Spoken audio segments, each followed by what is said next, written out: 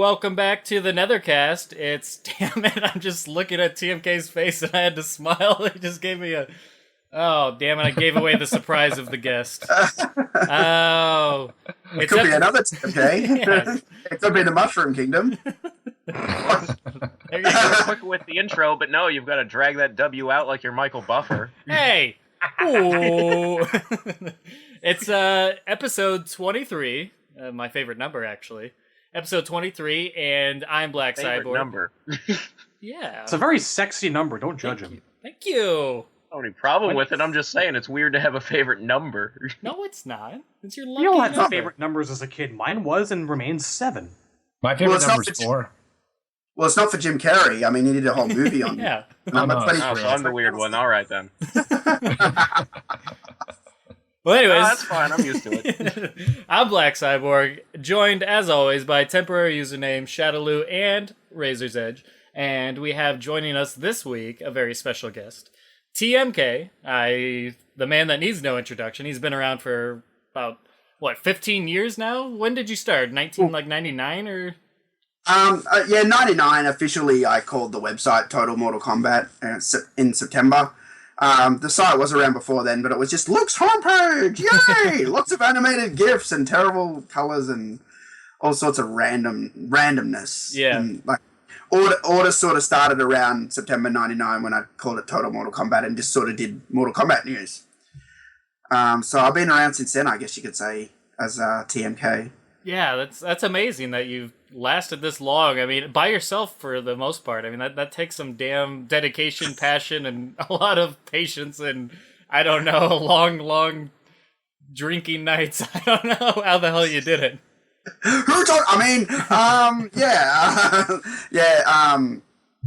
There's been times when I just wanted to walk away from it or, sick of it. But there's been, in the old times too, it was interesting because back when with the old games, the arcade games would come out maybe once every year and a half. Right. And I mean, I guess it's like that now, but what I'm getting to is, I remember when Mortal Kombat 3 was done, and we were waiting for MK4. Sorry, MK4 was done, and waiting for MK5, and they kept talking about, we're going to have a female Scorpion and all this shit. And there was a 5-year gap of nothing. Yeah. Brutal. In between, MK4 and I was sweating, this might be it for Mortal Kombat. They might just say, we're done, and I remember being that could be it, but I kind of just kept with it. And the funny thing is too, the only other time there's been a wait that long has been for this game, Mortal Kombat X. Right. It's been a 4-year wait since Mortal Kombat came out in 2011. Yeah. But, I mean, we knew they were working on Injustice in between and stuff, so we knew there'd be another game. I remember back after MK4 came out, there was, it was sort of radio silence except for the grid, so, yeah, there was a big possibility that MK was, dead. I feel like we saw that Jack Scorpion picture forever. Yeah. I remember that Even now, before yes. that, MK4 didn't do that well, and, Annihilation kind of killed the franchise for the mainstream. Mm-hmm. Yeah, I mean, I remember that, and the funny thing with MK4 is I know a lot of people didn't like it as much as the other games, but if you're an arcade guy like me, I loved playing that game in the arcade. It was fun. A lot of people used to play. I have a lot of fond memories of MK4. I think it might be my favorite roster, and because Mythologies and MK4 were the first 2 games that I bought with my own money as a teenager, and weren't given to me as gifts from my parents. So that was right at that era where I was just the right age to be sort of smarter and more analytical of stuff, and sort of to get more emotionally invested in things than maybe you do as a kid. So yeah, I have a lot of attachment to the Mythologies and MK4 era, and that's sort of played a lot into my reactions to MKX, because, it's about Shinnok, and you expect to see some of those characters come back, and so far it's just him, Quan Chi, Kenshi, and Tanya, and it's a little weird. It is. It's a very unique roster, this one, because of the time gap, Some things are kind of weird for me, the whole I think the Jackie, Jacqueline, whatever her name is, Jack's daughter. I think that's kind of weird. Like, I get the Sonya one, but like, we don't even know who the mum is. Yeah, Of Jack. yeah, like And I don't know. It's weird. and I think plus it's like Jax was dead last we heard, so he came back and right away got busy with some stranger off screen. Years Lucky is a while. Ermac didn't exploit his privates. I think they're all just basically like pretending it's what's her name there, Gemini from Special Forces. Come on, no. you've got to acknowledge okay with it that, exists. at least now. it would mean she exists, and I like those obscure references. You know what? If Tremor exists, I don't see why Gemini can't exist. I do. I see why she can't exist. Ozzy is in the comics, so Which means somewhere out there, No Face exists too, like it or not. This is a slippery slope. I don't like it. I don't like where we're going with this. Hang on, No wait. Face is not that terrible. He actually had kind of some stuff going on. Is Tasia really in the comic? Because I'm behind. Yeah. she There's a scene where it's Cassie is like 16 and she goes to this like underground fighting like fight. Oh wait, I sort saw of that. thing. No, I did see And, that. Right. Yeah, She fights Frost, and then Tasia and Jarek bust in to try and kidnap her. That's right.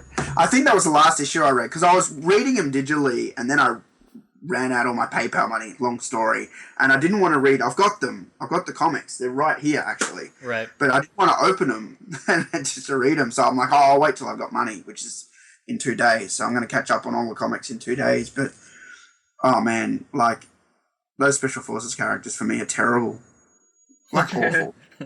Like they shouldn't even be considered to be in the game. Like it's fine that they'll make them good now. I understand that they'll be good now. Like but they shouldn't be put in the first place because there's other characters who fans want to see, like Fujin, Smoke, Sector, Cyrax. I don't know, Kai. Right. Yeah, we were preaching that gospel for a while. Yeah. That's always been my point is, yeah, you can make any character good, but I feel like so many deserved it more. Exactly. And that was my point of all the videos that I put up about the combat pack. I just didn't think Tremor deserved to be there. Or I'll even say this. If they're going to be more than one combat pack, he should have been in the last one. But I understand it's a sales strategy.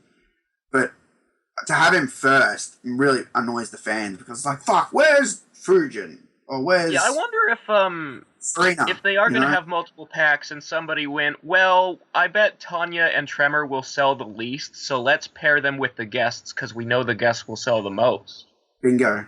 That's right. Which I thought was strange because having both guest characters in the same pack, that almost leads me to believe that we're getting a third guest character, so I'm a little bit of... there's so many MK characters left out right now that I really want to see. I kind of look at it this way in terms of Tremor. It's a weird thing because we've kind of grown up like looking at this guy as being kind of emblematic of a really dark time in the MK franchise. And I'm reading these like posts by people that are younger than us who weren't around during the arcade days, and the facts aren't even straight. They're like, oh, he was like supposed to be in Trilogy, and he's this big rumor, and he never actually existed, and like the hype has kind of fed itself in his scenario. So, as much as I fucking hate the son of a bitch, I do gotta admit that he does look kind of cool. I'm liking the Doom thing they got going on. So I'm gonna give him a shot. I'm not pleased that he's there. Like almost every game. I mean, going back to Ermac, and we got Skarlet in the last one, so they were gonna do some sort of bring a rumor to life sort of thing. Yeah. I mean, he looks fantastic and that. I think that... exactly what you said. Those rumors are rubbish.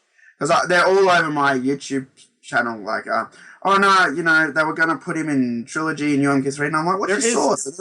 There is no Trilogy bio, and what drives me nuts, people still perpetuate that to this day. No. He was never going to be in Trilogy. No, of course not, because they linked to the MK Secrets thing, and the MK Secrets, with the robot voice, when we did the Mortal Kombat history videos he did, they were going to put Tremor in Trilogy, but I'm like, where's your proof?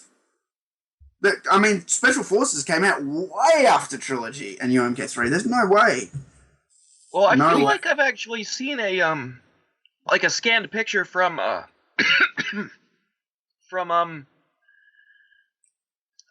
strategy guide, like he was going to be like in a first draft or something. I saw something where they said the bios were changed, and I'm looking at it going, that's not Tremor. That's the only thing I've seen about it. I feel like people are mixing this memory up with, like, I don't know, some sort of Rain bio. Because I remember, like, an early Rain bio said he was, like, Lin Kuei or something. I think that was it. The rumor was that he was going to have the bio that Rain got, and then they had to change it because that's not actually Rain's bio in the game. It's kind of confusing. Because Rain was shown in the UMK3 intro, and I used to be always like, oh, Rain! And there was even a clue that it would come up, and it would say Rain can be fought in the graveyard. Yeah, and you'd be like, oh my god, how do I get Rain? And like for ages, I owned the arcade machine, I wanted to get fucking Rain, and it wasn't in there at all! It was just all bullshit, you know? Like, and I don't think they came up with Tremor at all until they were working on Special Forces. Well, I remember seeing, like, I guess the first draft Rain bio said he was a Lin Kuei who joined Khan during the invasion. Yeah, that was it. Apparently that was the Tremor bio. And then they scrapped it, and they were all like, no, he's Edenian and stuff. So I don't know. I think that just the passage of time has just wedged people's memories, and, like, they've stuck Tremor's name onto that mentally. Like, for the longest time, in, like, the Transformers fandom, for an example, you had people going, oh my god, I was actually in the theater when, like, the movie was out for the first 2 weeks, and you just see Optimus Prime disintegrating as he lies dead on the table. No, you're misremembering. That was 20 years ago, and you're thinking of Starscream. This never happened. Tremor's just becoming one of those... He became one of those characters that everybody loves to hate, treats like a joke, but then... Then you have the people that are like, wait a minute, why do we hate this character? I like him because he's so hated. I want to like this character. Yeah. I want to grasp onto this character, and he's gonna be somebody. It's kind of like the Stryker effect. Stryker got shit on for a long time. People started to like him because he's so hated, and Tremor's the next one in line. It's a hipster thing, right? Yeah, it's either it's that plus it's a younger MK fan generation's perspective versus our own. To us, he's emblematic of shit. To them, he's untapped potential. Yeah. Brown ninja. I call him the feces ninja. That's what I call him. He's brown loadable content. Brown loadable content. TMK just almost spit up his Coke. Temp, what's your feelings on Tremor? I know you've been holding back your feelings because you didn't get to do the combat pack reaction. I mean, let's start with the positive. I think he looks cool. People compare him to Shy Guy from Mario Brothers, but I think with the lighting... Shit? Really? I kind of see it, but I think his eyes are actually exposed. It's just because of the lighting in the video, you can't see it. That's what I'm getting. I don't think he looks bad. But if Fujin is not the 26th character, and I think it's a snowball's chance in hell at this point... That just makes me... That's what bums me out more than anything, because if Fujin's not in the starting roster, that just tells me that... I mean, I already had a feeling for years, but what matters to me about Mortal Kombat is undeniably different than what matters to NRS about Mortal Kombat, and now I can't really look away from that now. Now it's kind of staring me dead in the face, and I just can't believe they made a game with the MK4 storyline integrated and didn't include Fujin. I just can't swallow that. That's what bothers me. That's what's driving me crazy. I think that Ed actually might dislike Fujin. There was a tweet that someone on MKO retweeted from, like, November, where they were like, a lot of people want Fujin in the game. He's one of the most requested characters, and Ed responds with, like, you made that shit up. Oh, really? Yeah. I think it's sort of... I mean, you can kind of tell that they always thought Fujin was not a good enough design or something like that from the fact that he wasn't in Deadly Alliance when he was supposed to replace Raiden. Like, they even... kept that story canon. If they wanted to, they could have just said, no, that ending didn't happen, and kept Raiden the Protector. Which is so weird, because Fujin was teased in Deception. His name was one of the ones in the clouds, and Fujin was... Didn't he have, like, a voice thing in MK9? Like, a little... He did. There was a voice sample that was stuck in there that they found. Fujin wins, or whatever. So, what's it? It's like they want to put him in each game, and this would have been the game to do it. I don't know. I think they just like to mess with us, because Stryker's name was in those clouds, too, and there was no way he was ever going to be an exception. I'm telling you now, they love to mess with us. They've admitted to it. Yeah. They're doing it. They're put so much... Ed put stuff in the arcade games, man, in the chips. Like, Ed Boon wins. John Tobias wins. In the original Mortal Kombat. Yeah. Just to troll people. I do have a counter argument for Ed, though. If Ed says, "Oh, you made that shit up. Fujin doesn't have fans," I would respond with, "Okay, fine. I'm going off anecdotal evidence. This is just my observation on the forums. Maybe he doesn't have as many fans as I thought." But if that's what we're going off, if that's the standard, why the fuck is Kano in this game? Because I don't see the army of Kano fans begging for him to come back. I don't see people playing him in MK versus DC. He barely got played in MK9, and I don't see it. I know people like Kano, and I get it. I respect that. But the demand is damn near non-existent. I don't see it. Where are the Kano fans? I don't see the fandom. Even people who like him, he's in no one's top 5. Even people who adore Kano, he's no one's favorite character. I'm right there with you. I've loved Kano since day one. I think he could have taken a break. Yeah, he would have missed nothing by missing out on this game. Same with Jax, actually. Yeah, I feel the same for both of them. I like Kano a lot more than I like Jax. Kano would probably be my top 20, but it's a shame.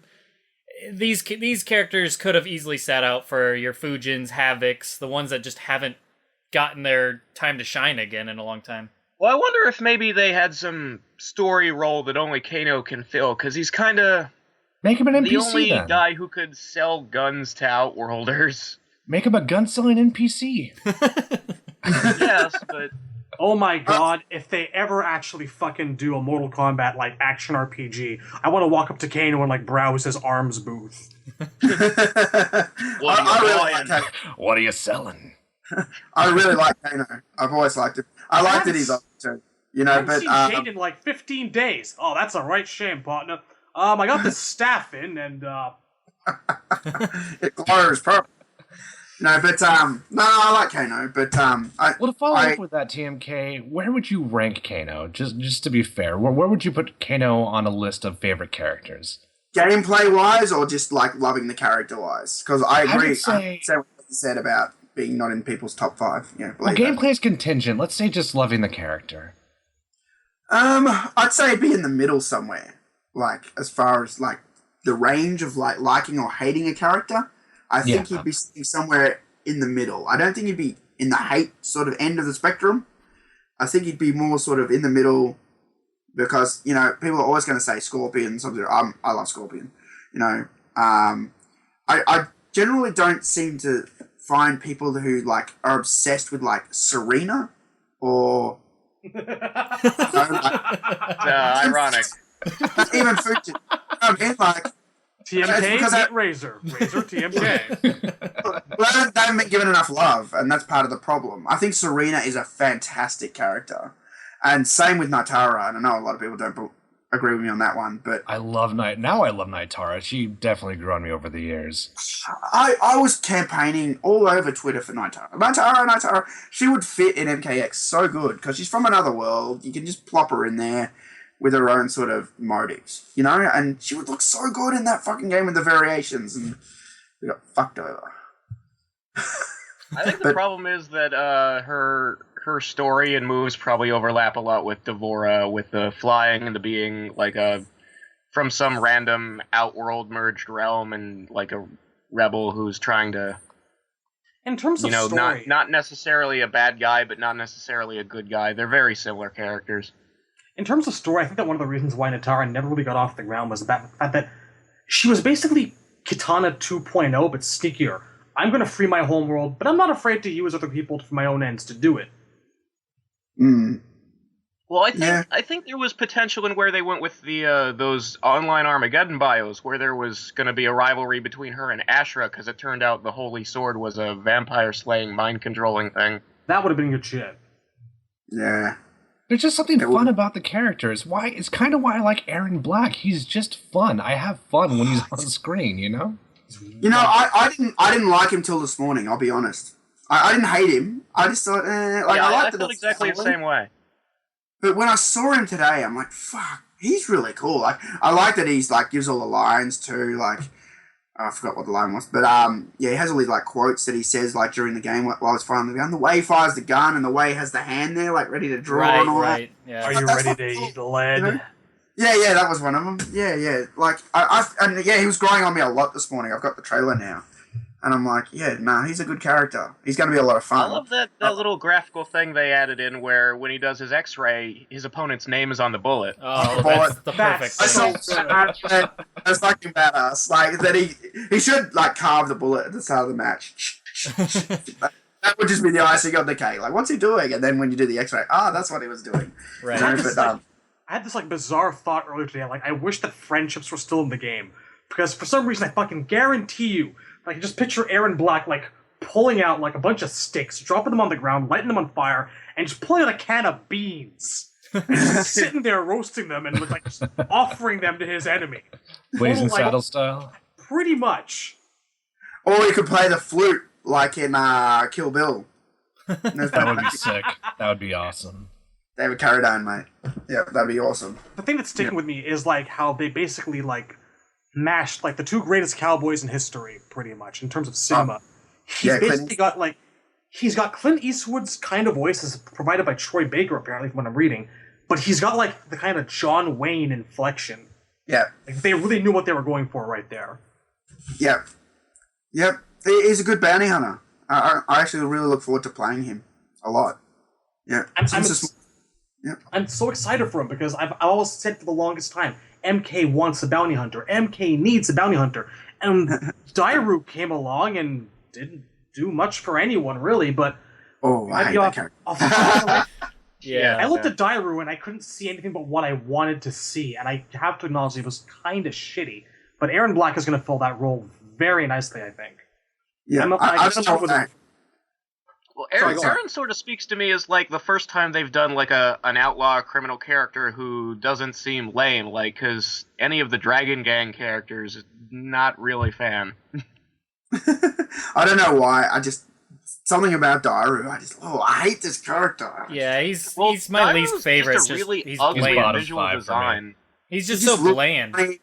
Yeah, he looked funny, and I don't know. The story didn't sound like. I don't even remember. The story's basically Scorpion, but it's all characters nobody cares about, like Darius instead of Quan Chi. Yeah, you're probably right. You know, and see, I had fun playing as Darius. I liked his moves. I actually liked playing him, even though I didn't really care about his story. But I remember when I was playing Zyro, I didn't like playing with him. I didn't like his story, and I didn't like how he looked. And for me, it's the same with Kai. So I always make the joke, Kai and Die. But, those two characters, I just can't stand. With Dairu, it was like, I like the concept of a tombstone move, I like the concept of like a kicked fireball, and I like the concept of a bounty hunter. But they just threw all these concepts together in a way that just didn't work, and it was all very odd, mishmash, hodgepodge. It didn't click. Yeah. See, the thing that bummed me out the most about Dairu was he's not the Dairu who's in the Deadly Alliance crypt, who was going to be like an enemy for Kenshi, who's like this rival swordsman. Right. Like, he was going to be hired to guard Shang's palace, and he was going to be the one who cuts Kenshi up instead of Movado. Mm-hmm. Right. Well, that makes sense. I would have liked to see that, because I like when characters have like a... Like, when they're a villain is them, but the opposite. Like Spider-Man and Venom, or Superman and Bizarro, that sort of thing. Yeah, well, what you're telling me, I don't remember that from the crypt, but that story sounds a hell of a lot better than the one we got. I'll tell you that. A hell of a lot better. You know? Dairu Bio A. I work Dairu Bio B. For money. And it's funny because for a long time I've always said how much I hate Kai. And I think I said this in my video about the Kombat pack. I never ever thought they'd put Tremor in, ever. Like, when they put him in the Vita one, I'm like, oh, okay, little cameo, yeah, cool. And I thought that was it, done, finished. It's a little thing to Tremor, you know, you can play as him in one of the Challenge Tower missions. So right. I never ever thought that would make him an actual character. Like, for me, my mind was made up on that. Nah, he's not a character. I mean, you even look at the MK Armageddon roster, they said they put every character in the game. They never even put Tremor in because they didn't consider him a character. And well, yeah, I mean, if Tremor had been in Armageddon, then No Face and Tazia would have had to been too. And that's the thing that bothers me most, I think, is they market it as two classic characters. Tremor's not a fucking classic character. Exactly. Yeah, I don't even think Tanya's classic. Like, you say the word classic, I think before MK4. Well, I say Tanya's classic. I include MK4. From a certain perspective, she is. It's just the way they usually use the word classic. I think classic They usually refers mean the 2D era, because those are like the origins of the series. Well, I say classics, and Special Forces was not arcade. I'm sorry.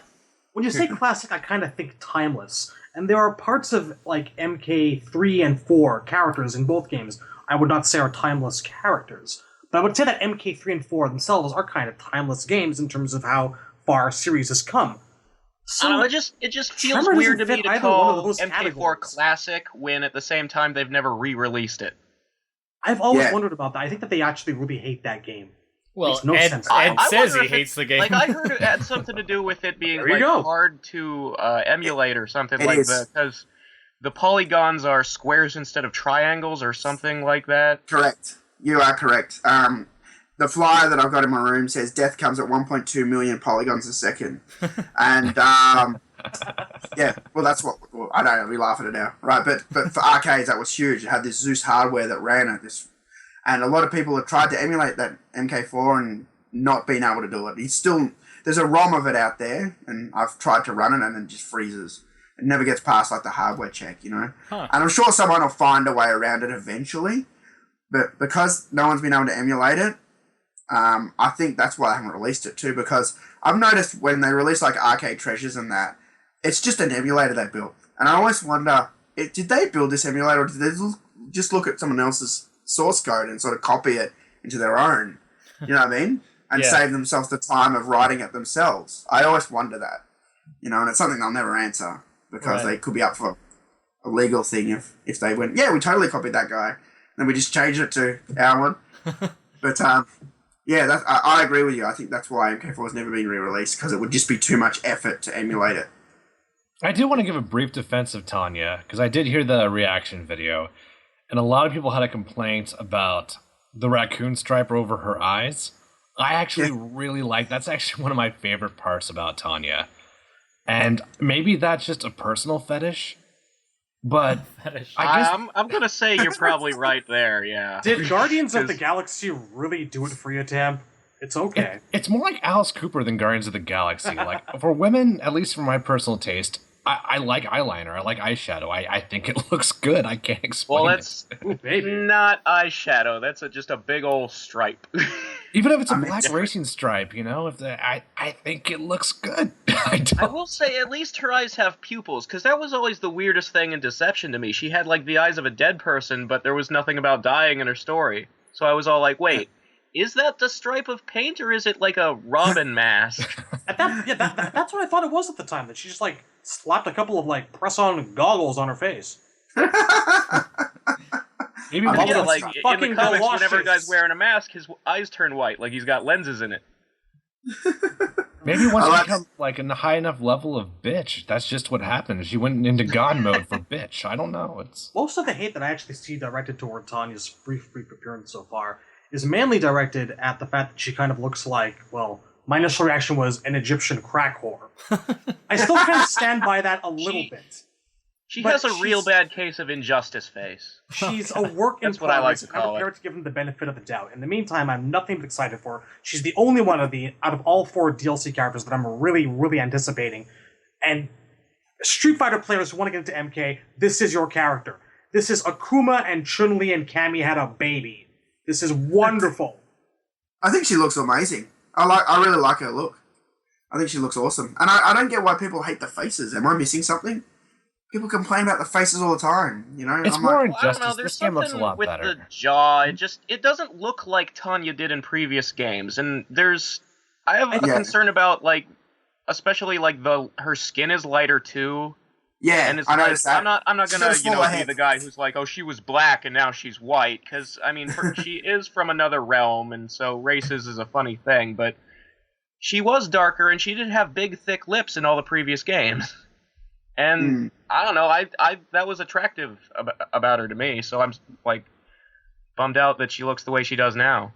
So you don't like the Angelina Jolie lips, the collagen injections? Yeah. We'll see. Work in progress. I think the major part of the factor in how put off people are is also coming after like Kitana and Cassie and most people are like, the ladies in this game actually look pretty good for once. We don't have that like old Katana man face for the most part. Yeah, that's So right. to actually see They look Tanya, alright. Like, I don't have any problems with Katana's face. I'm just sort of still bummed that she doesn't look like Talisa Soto anymore. Because she did in Fair MK4 and Deadly Alliance. She wasn't in MK4. She was in MK Gold. Well, that's what I meant, Gold. well, if you want to put the glasses up to my nose, if you hacked into the home version with a Game Shark emulator, you could find the who fucking cares. She's buried in the code, but she wasn't. Yeah, she's accessed. in there. She crashes the game like you wouldn't believe. Yeah. Yep. I tried to access her too. I think we all did.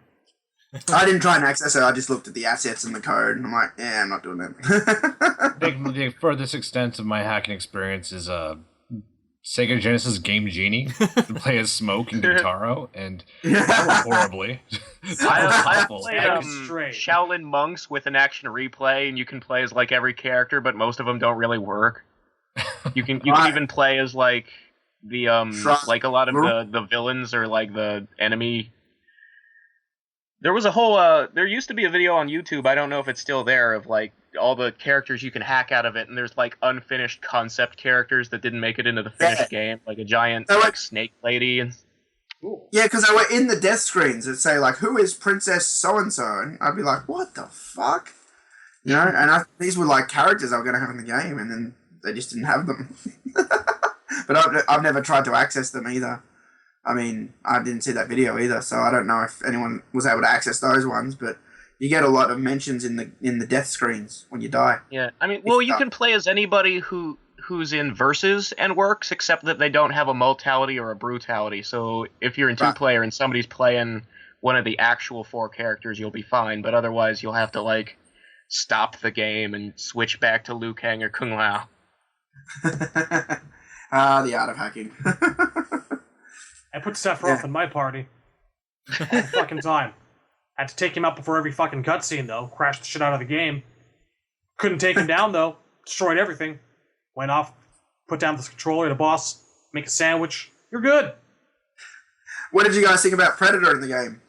I'm okay with Predator. I like Predator as a character. I'm much more of a Jason Voorhees fan, actually. I'm huge into Friday the 13th. Love Halloween. Love Nightmare on Elm Street. Love Texas Chainsaw Massacre. Scream. Yeah, nice. And I like Aliens and Predator. I think Predator's a badass character. I can't wait to see his gameplay. But for me, my excitement's for Jason. But I'm definitely... They better not fucking make Predator have Cyrax's moves, otherwise I'm gonna be pissed off. But It opens up and shoots bombs. because Cyrax is my favorite character, but Classic Hey, look, Predator. he has a buzzsaw now. but I think Predator's a badass character that will definitely fit MK a lot. So for sure. See, for me, I was the other way around. See, I wasn't huge into Jason, but I love Predator. Right. You know, so I was really excited for Predator. And Jason, I was just like, be alright. Yeah. Didn't hate him. Right, exactly. But for Predator, I was like, oh my god, that's so awesome. I guess I had my fix already, you know, because there's been a lot of games where you can play as Predator, so I feel like that demand was met. Because I love the Alien vs. Predator arcade game. That was amazing. Oh, no, how good is that game? It's pretty fucking good, dude. I made the Gold Fun, Predator. It was and I guess with Jason, you know, there is a demand that's never been fulfilled before, but I guess I'm not a guest character guy in general. I mean, that's no secret. I would have rather fleshed out more of the characters from the past, you know, and so if people ask if you like better, you know, Jason or Predator, my answer is going to be Fujin, unfortunately. So. Bro fist. Sorry, guys. I'm also on team fuck guest characters. That's not going to change, and I'm really happy for those fans who are getting what they want. Yeah. I admit, and I admit, even I will admit, playing Jason might be cool. I've always been more of a Jason guy than I was a Freddy guy, but if I had to have my way, wouldn't have them in at all. Sorry. Yeah, no, I agree. And I think they should have only had one guest character in this game, not 2. I think that's terrible. And those were Ed's words too. It's like, yes, there's going to be a guest character in the game. Now we have 2. And there must have been this... I don't know, I'm alright with 2. I kind of wish that they went together, because that was my big problem with Freddy, is that you get him and then you don't get like another horror movie character for him to fight. It's just so weird to see him fight Mortal Kombat characters. Like, he doesn't fit, really. What do you think of this Carl Weathers skin? It's kind of weird that it's just a skin. I wonder if it'll just be Jax in the clothes, or if they actually got Carl Weathers to like give them his face to use. Hopefully probably not. lets Literally. his voice even. Johnny I Cage wouldn't is be getting surprised. a Predator skin too. He's gonna look like Dutch, but he won't actually look like Arnold Schwarzenegger. I'm sure he'll just have the clothing. Well, Ooh, maybe he'll put on a terrible fake accent for their intro dialogue. It'd be amazing. Arnie was just here, actually. It was just in Melbourne, like a week ago. if they got Arnold and Carl Weathers actor to both get like their voices and everything, because Johnny's gonna have the Commando Arnold skin, they need to have an intro dialogue. You son of a bitch. Yeah, they Son! shake hands and it does a close up on their muscles flexing. Yeah. What's the matter? Special focus on the American flag on Jax's biceps. I love that the Giles theme goes with everything. Have you seen that for that scene? I haven't, but I want to. I can So already good. picture it right now. The hands connect and it's like it goes off like, and then you see explosions and earthquakes going off, and they cutting to all this other footage, and it's hilarious. Yeah, check that one out. Somewhere, Michael Bay pees a little bit. Exactly. I just Just realized from our last episode, we haven't even covered Mileena being revealed. So, what is everybody's thoughts on Mileena? I thought she looks freaking good in this game. She looks really... Her gameplay looks like a lot of fun, and just model-wise, I love the mouth. I love the mouth changes, personally. I am terrified of running into like that teleporting Mileena online. Mileena's going to be worse to deal with this time than she ever was in MK9. Holy God. That's going to be me. You're going to run me online I with hate you teleporting. so much. Son of a bitch! Yeah, when Temp God said fucking he's gonna main or she's gonna be one of his characters, I was like, son of a damn it! Now I have to face that. Oh, like Yeah, you were gonna teleport- beat him anyway. That's okay, because I'm going to fucking main Taquito. Whiplash variation. Don't bother jumping. Ever. Teleporting characters are very annoying, but yeah, she looks like she's going to be like that. The character, I think she looks great, by the way. I love the mouth changes and everything. I think it looks awesome. She looks really creepy. I was just going to say, and this is kind of off Mileena, but I'm really looking forward to playing as that reptile with the venomous, is it venomous? Variation where he has the gas. Oh yeah, Nauseous. gases or nauseous. Yeah, so Noxious is the gas, yes. yeah, so I'm thinking if I'm noxious and someone tries to teleport, air kick me or something, they're gonna get hurt. I'm thinking that's cool, you know. Yeah, that's So a good counter, that's for sure. Yeah, I think that's gonna be a very good counter in the game. You know, to stop people like Mileena. But yeah, no, she'll have all that. I wonder if Tanya's gonna have all that crap too, because I used to be the most annoying player with Tanya. Like flip kick. What was it? Let the flip kick. It was like Yeah. you know, air fireball. My friend hated it. He would crack the shits as soon as the cursor went ding ding ding ding ding. Tanya. He would like almost like drop the control. Like, oh, I don't want to play anymore. Kick my ass with Reptile, and then I go, fine. Tanya. Oh, fuck you, man. All I ask for Tanya is that they keep her insane maniacal screams of, you're a potato, a whippet a whooped, and etc., because out of all the gibberish in MK4, and there was so much of it, hers was by far the worst. I know. I think you mean best. You're a banana! And so on and so forth. All right, so what's everybody's thoughts of Taquito actually too? I thought he looks insane. He looks absolutely nuts with some of the I on the love his edge moves. of. I still think his costume is goofy as hell. Yeah, I'm I not. love that skull, the Shiryu variation. Yeah, the skull mask is cool. It's my problem is like well, first of all, he looks really top heavy. Like his torso's bigger than the rest of him, and I don't get the. He almost looks like a cyber ninja. It looks like he's like trying on clothes from Metal Gear Solid that don't quite fit. See, all I can think of is Ralph Macchio. That's all I think of him when he even talks like Ralph Macchio. He feels very Karate Kid inspired. I love it. Taquito is no more. I am Scorpion. That's all I think of whenever I Taquito, whatever you want to say. I want to have an intro dialogue with Scorpion where Scorpion's like, you need to train. And he's like, this is bullshit. I'm going home. I want to see that so bad. No, I think he looks cool. I think he looks awesome. His whips, badass. Yeah, that's the coolest thing for sure. Yeah, I really the like his Lasher whips. variation is going to be absolutely terrifying. They're going to Yeah. Is that the one that goes? Is that the one that does full screen? Like It's I think it's like 3/4 quarters of the way across that it can actually reach. That one's going to be Something fucked up. like that. You're going to be able to zone the shit out of someone with that variation. Yeah. You know, keep them away, you know. I'm not kidding about that jumping thing. Like, there's a gif out there of that part in the cast where, like, Scorpion is just jumping.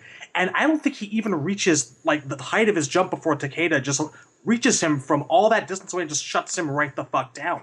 Oh. It comes out so fast. I'm going to watch it again. I love...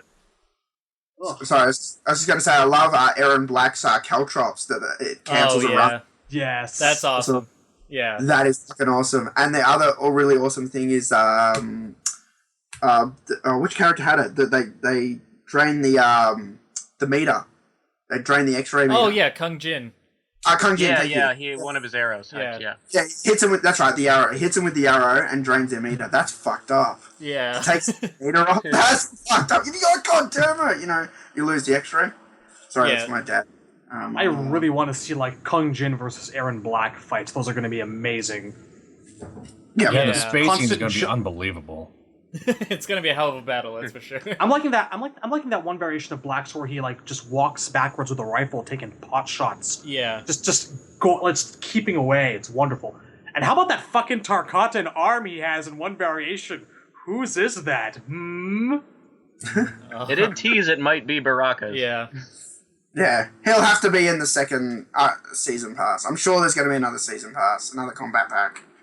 It's sure such slim pickings, though. There's like there's so many spots they need to fill. Like there's like 8 characters that could feasibly be there. That so many people are 8 characters that have a big fan demand, and they only have 4 spots to fill with a potential guest. I hope to God we're not getting another guest, but that's the rumor. The rumored list is Fujin, Lee Mei, Smoke, and Spawn. Which 3 of those are awesome, and I don't dislike Spawn. Spawn's awesome. Save him for Injustice or the next MK game. Give us another MK character, Cyrax.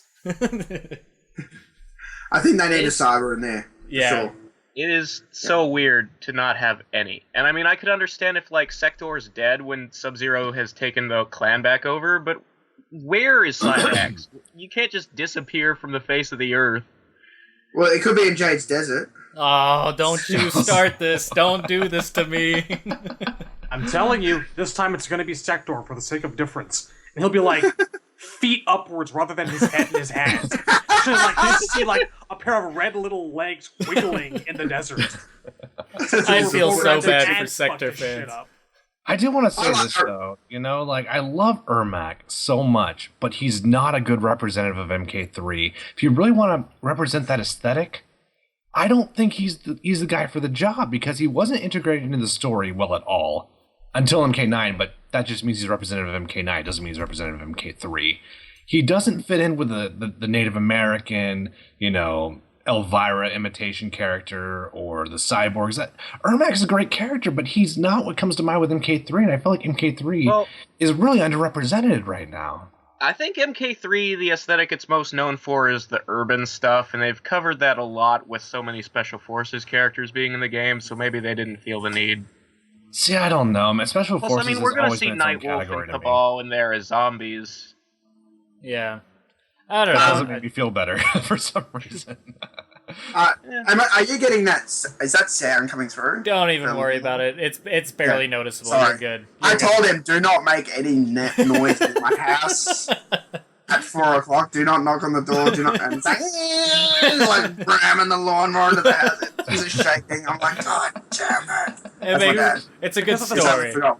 He totally forgot what I said. Because of the simple fact that you live in Australia, I was fully expecting like someone with an AK-47 to start opening fire on like brown recluse spiders at any given moment. I love your country, but because it fascinates because of all of like the death on 4 to 8 legs that runs around there.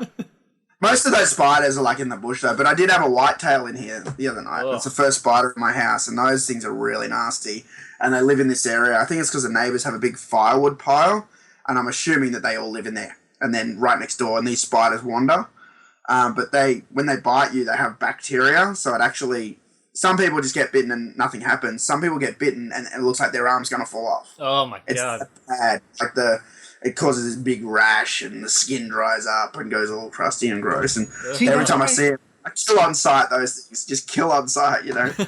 I don't worry about spiders here because in America we only have 2 dangerous spiders, and that's the Black Widow and the brown recluse, and that's about it. So if I see a spider and it's not one of those 2, I don't even give a shit. It's like, hey, buddy. But most of the spiders we see, daddy long legs, huntsmen, they don't hurt you at all. We It's get just the the long whitetails, redbacks, and the Sydney funnel web that you got to watch out. And they're only in Sydney, obviously.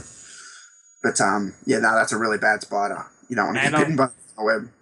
And all the jellyfish and the dingoes. Oh yeah, but they're in the ocean, man. Just don't swim. Bull sharks. The irrigunji, which is the little microscopic jellyfish you're thinking of that can like kill you, they're only in cans for now. The sharks are like South Australia and Western Australia, so that's fine. They can stay there.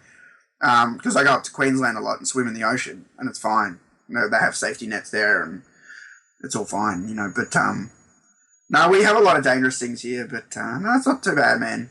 Yeah, what's the matter, Shadowloo? Don't you have any dangerous animals up in Canada? The most dangerous spider in Canada is elk. Honestly, we've got They have mooses. Kevin Smith's going to make a movie about Also a a killer dangerous moose. spider. we've got like bears up north and like maybe some They got- wild so they got cats in the grizzlies, mountains, but that's pretty much it. So they got the Imagine- grizzly- And I just realized something. We've got like representation from like 3 former British colonies here on the show tonight. Yep. Seriously. Right? Nice. Yeah, we were a bunch of robbers and stuff. We were volcanoes selling guns on the black market. So if you're I listening, think the England, message you we can want hold to that share shit. with the world right now is fuck the Queen. Tigran, if you're listening, we're sorry, bro. We love you too. The Queen has like, you know, she still has like some say in Australia, but a lot of people didn't want the monarchy, but they kept it for whatever reason. But she doesn't generally interfere with the running of Australia, but she could if she wanted to, you know. If it makes people feel better, if it makes England feel better, I would have taken the Queen over Tremor. So I'll throw that up there. She just walks up behind Jason Voorhees. It's like DLC combat pack. She walks up out of the smoke with the crowd, like the dress. The Queen, but the combat back.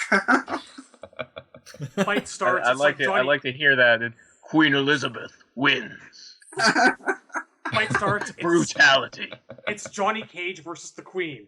He's like, 25 years later, I'm so pretty. Ahem. We are not amused. Fight. She calls in like a royal guard with the furry hats. Part of the X-ray. Fatalities, they do everything for her. She does nothing. Now they just stand there. So it's like a shield. She puts them out, and they just stand in place, and all your fireballs do nothing because they hit them. They bounce off the furry hat and come back at you. That sounds tight. I'd love an X-ray to be just getting bodied by redcoats. Just like fucking bayonet and everything. Could be good. Pulls out a Union Jack, cracks you upside the back of the head with it. Hell yeah. The best Union Jack clothing I ever saw, and I don't know if you guys have seen this, there was this show called The Goodies. Don't know it. No. There's a pause right there. It was very popular in Britain and Australia.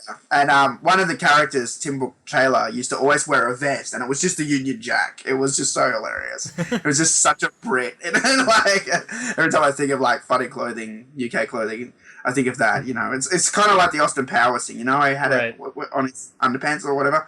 You know, it's the same thing, but he had it as a vest, like just giant Union Jack. You know, really in your face. So what's everybody's thoughts on Kang Jin?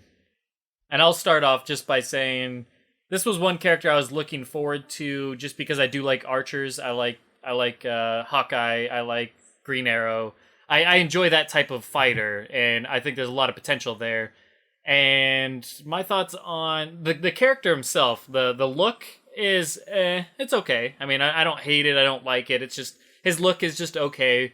The personality's a little bit odd. The fact that he is trying to be funny, but his humor is so dry, like, I'll give you an A plus. Do people say I'm gonna get an A plus plus? Is that a thing that people say? Because that was he's obviously the team dork. right. He's definitely very dry humor, trying to say things and it just falls flat, which is very odd character. Because wasn't he like his backstory is something about being a thief, but then his story I think is that like when Kung Lao died in MK9, like his family, like I guess he was supporting them, so then they didn't have, like they ended up poor or something, and he ended up like a street thief, and he was living in America, and then Raiden and Bo Raicho find him and train him.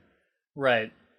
Yeah, it's just it's odd, but as far as his gameplay goes, I think it's odd that Kung Lao has a family. The last descendant of the great Kung Lao. Yeah. Here's all these nephews and cousins. Right. That's brilliant. Whatever.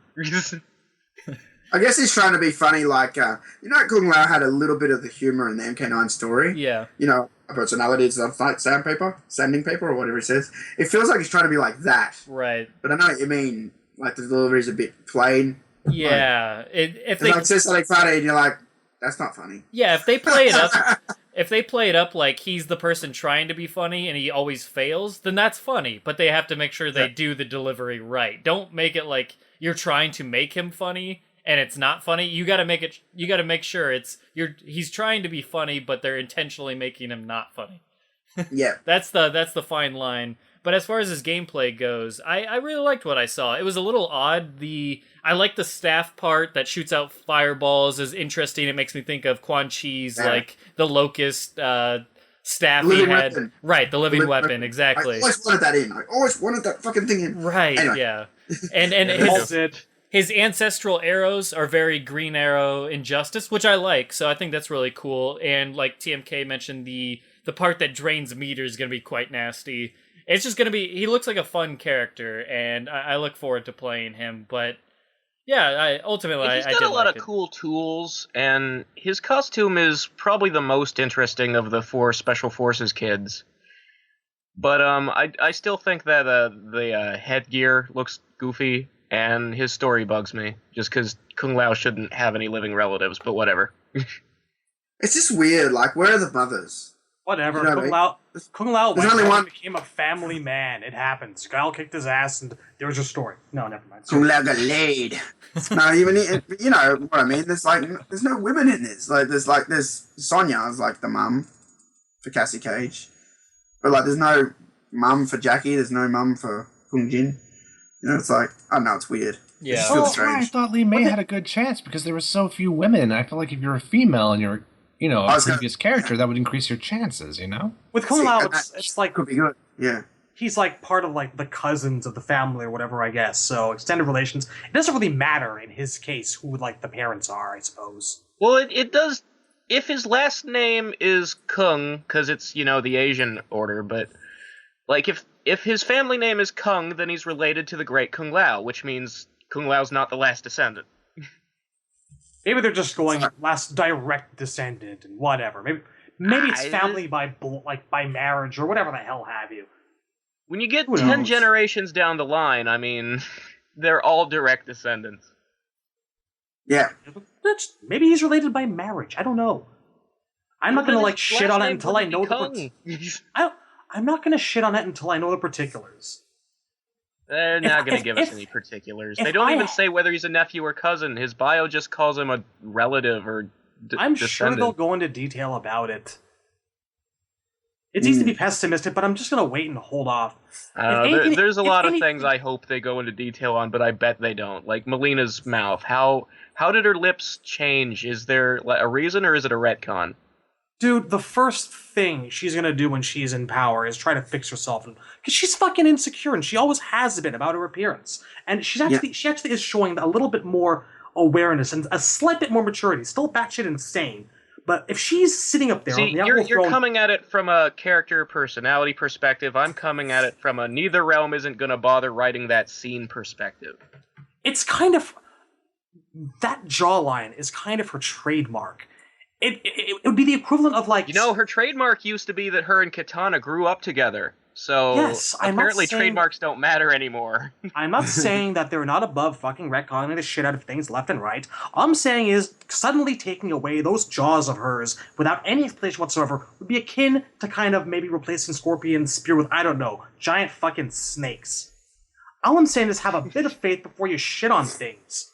Before they're actually... I will have faith when they earn it, and MK9 did not earn faith when it comes to story. To me, it did as much right as it did wrong, but that's a story for another time. Now, if I have a single problem with what Kung Jin's all about, I'm actually really aghast at the fact that to this day, we still don't have a Shaolin monk that actually looks like he's a Shaolin monk. I feel like he'd be a lot more True, not interesting. one of them is bald. None of them wear Seriously. orange. The hair and the headdress, whatever, like little dorky headpiece, I can live with. But I feel like he should at least be wearing the orange. Because that's my problem with like all the descendant characters. They all look kind of samey. Like even Kung Jin's color scheme, as much as he stands out from the normal special forces dudes, still feels a little bit samey to me. That aside, I'm liking his gameplay. Looks like he's going to be a lot of fun. I never played Injustice, as our listeners will know, so his green arrow tricks will be nice and new to me. And, Well, I guess you could that's say about the it. same. Well, I was going to say, I guess you could say the same about, like, when you're talking about Mileena, her features, you could say the same about her boobs. They've made all the female characters, they've reduced their boobs, which is good, don't get me wrong, because, you know, in MK9, I'm like, how do they stand up? You know? but, but it's a change. It's a physical change, you know, so... Well, I don't know if they're that much smaller. I mean, it looks more like they're just sort of squished in by her breastplate. I feel like all three of them. They still look pretty big and nice to me. I mean, There's been a definite attempt to desexualize them a Right. little bit, and I think it's gone away in their favor. Yeah, I think it's good. So with Tanya and Devora, they did it with all the characters. They you know, adjusted size on some of the females. I think Cassie has pretty big boobs, and you know the other characters are a bit smaller. I think it's good to have that range. Feels more real. Whereas MK9, every character had humongous boobs. Yeah, you know. now at least they look contained, which looked like they were about to break out in the last game, and that seems like the biggest difference. But what bothers me about, I mean, it's a good angle. Don't get me wrong, but my thing is every girl has the same size tits in this game, so I'm thinking body diversity doesn't work like that in real life. Shouldn't they have varied body? Like their figures should vary from character to character, I would think, right? But that's what I was just saying. I think Cassie has bigger boobs than like Devora. So I think there is a bit of varying in some of the characters. That is true. Yeah, that's what I think. And I remember a lot of girls would comment on that actually when MK9 came out. All the girls have giant boobs, and you know, it sucks if you're a female player and you know all the characters are well, I represented. think the problem with 9, I mean, the giant tits wouldn't have been so bad if there were the costumes, because there was a problem where like Kitana and Sonya's costumes didn't really fit their character. Sonya's costume was ridiculous in MK9. I never liked it. Yeah. I'm like, come on. Like, at least just put a shirt under there. Yeah, That's it would have fine. been such an easy fix, just a white undershirt under that vest, and it would be fine. Exactly. This is going to be like the first time I've really liked a Sonya costume since like the MK Deadly Alliance alternate. Agree. This is the best she has ever looked, in my opinion. Yeah. Yep. Agree I as think well. I think her future outfit with the hat, the sort of more Jill Valentine RE1 looking one, is The good. sunnies. Yeah. The shorts. But and that. I don't know. I think her like the one she wears in Johnny Cage's chapter is really bland. Is that the one with to be honest with you? I think I missed that. Yeah, I can't remember exactly what she looked like. It's similar, but she's dressed a lot like he is, with like a green like cargo vest over like a white shirt.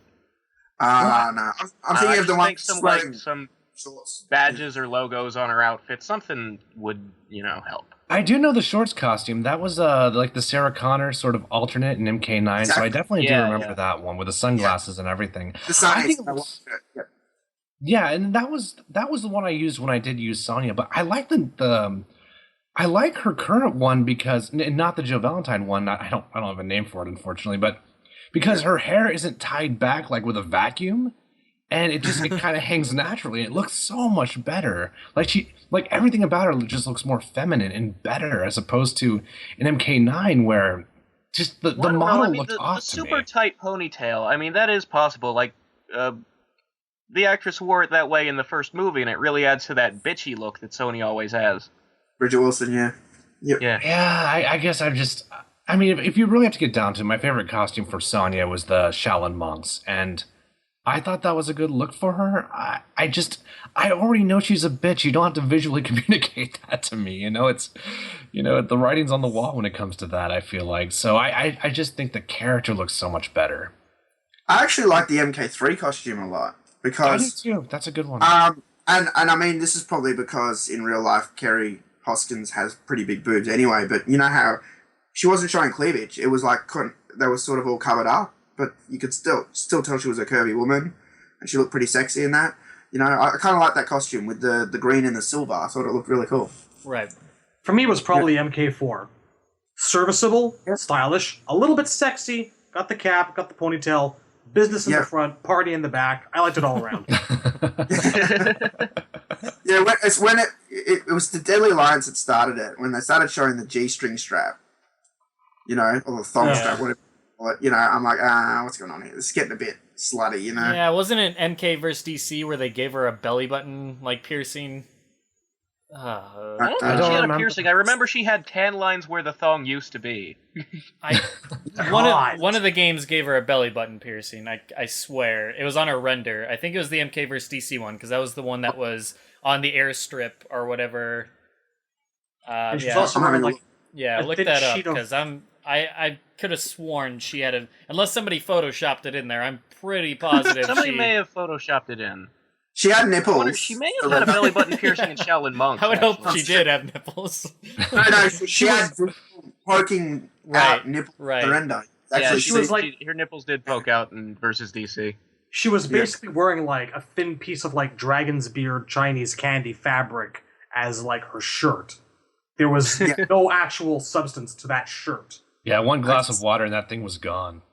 Yeah, so I'm looking at the MKDC render, and you can see her belly button, but there's no piercing, and you can see the tan line of the strap. I'm pretty sure Shaolin Monks is the one where her belly button's pierced. Okay, then that must be what I'm thinking of. Then I just remembered one of her renders definitely had a belly button piercing. I'm like, what are they doing here? Like, she's all about business. When is she just going to like Brazil and getting belly button piercings and having her thong sticking out, drinking a martini? This is just not the Sonya I thought of. Well, you can do that in other places. Oh, you don't maybe have she to go to had Brazil. some fun on shore leave. Yeah, I know. I don't know why I said Brazil, but it's done now. Only Brazil does belly button piercing. Yes. That's something we've learned about the world today. Look up Brazil on Google. Brazilian. First thing is belly button piercings. I don't know. Shaolin Monk's render, you are correct. She has the piercing. Okay. And she has the thong as well. Yep. That's what I was correct. thinking of then. Okay. I actually didn't mind her costume in Shaolin Monks, to be honest. She had the black shirt. Again, no cleavage. Yeah, and the But camo pants. But I think the piercing's a bit much. And to be honest, I actually never noticed that till now. I did not. That's my favorite which is not costume. like I didn't notice it. Yeah, I think it's just the camo pants and the jacket that we all like. I make sure to check out the belly buttons of every render that they put out for every character. Sorry, it's this thing I do. Well, since we're on the subject of facial and just models in general, maybe we're jumping ahead here, but I feel like they changed Liu Kang's face in a big way, because in the previous game, it looked a little more rigid in places. It looked a lot more like the classic MK2 actor. And in this game, it looks like they went back to the MK versus DC Robin Shao look. Am I the only one seeing that? The face looks rounded. You're not the only one. You're not the only one I see too. Okay. It wouldn't surprise me maybe because a little. I think I like this face a little bit more, or at least like the close up of Revenant Liu. I think is probably the best he's looked in a while, because I don't really like his primary where the hair is pulled all the way back into the headband and he doesn't have bangs. That's awesome. I think it reminds me of like in the cutscenes of Shaolin Monks, the bad models that didn't match the rest of the game. I see where you're coming from, but I love the long gray hair. I love the long. Yeah, gray I love his tail. older. I love his older. Yeah, attire and skin. I like the rest of it. I just wish he had bangs. I guess. Could you fix the bangs a little? That video? It's odd. I can Sort get of used to the it. opposite of the smoke problem in the last game. The only person. You call it a problem. I call it magnificence. Yeah, well, that's your mistake. Well, my favorite Liu Kang is the zombie version where he's got the pale skin. when I saw that, I was like, oh yeah, zombie Liu Kang's in, and then they showed Liu Kang today, and that's actually not a variation. So Yeah. I was a bit Yeah, disappointed. it's an alternate costume, I'm sure. Yeah. Oh yeah, hopefully. But I love the zombie Liu Kang storyline more than the Liu Kang storyline. So, but I mean, they've changed the story. So Damn straight. I didn't get interested in Liu Kang until he turned undead and tried to get his body back. thank you. And I'm not even a zombie fan, at all. But I just thought zombie Liu Kang was wicked. I The thought only thing, him to go from a good guy to like a body that's out of control and his spirit's like separated from the body. I just thought there was so much rich storyline there.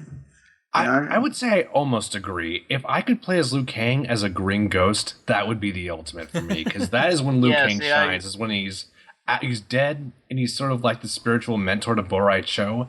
That's when he was my favorite, I guess. So I guess I agree, but on the flip side.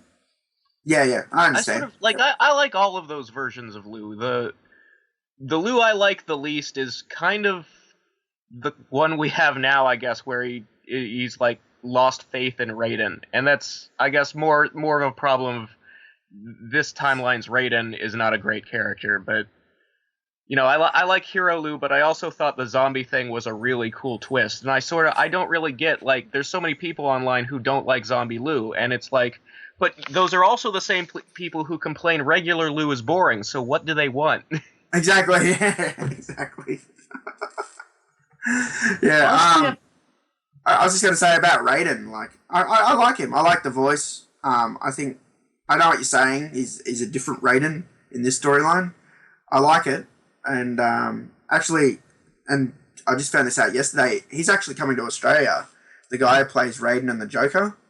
And he'll be here 2 days before the game drops. And I'm hoping to get an interview with him. That's Richard Epcar. Yeah. And I'm hoping to ask him a whole lot of questions about Injustice, MKX, and MK9, but and MKDC, because he does all those voices. But I like Raiden now, but I know what you mean. He does sound totally different now and kind of whiny. And, well, I don't have a problem with his voice, really. I like Epcar well enough. I don't like Raiden being sort of this dumb guy who screws everything up in MK9, I found that funny, though. He's like, that should fix it.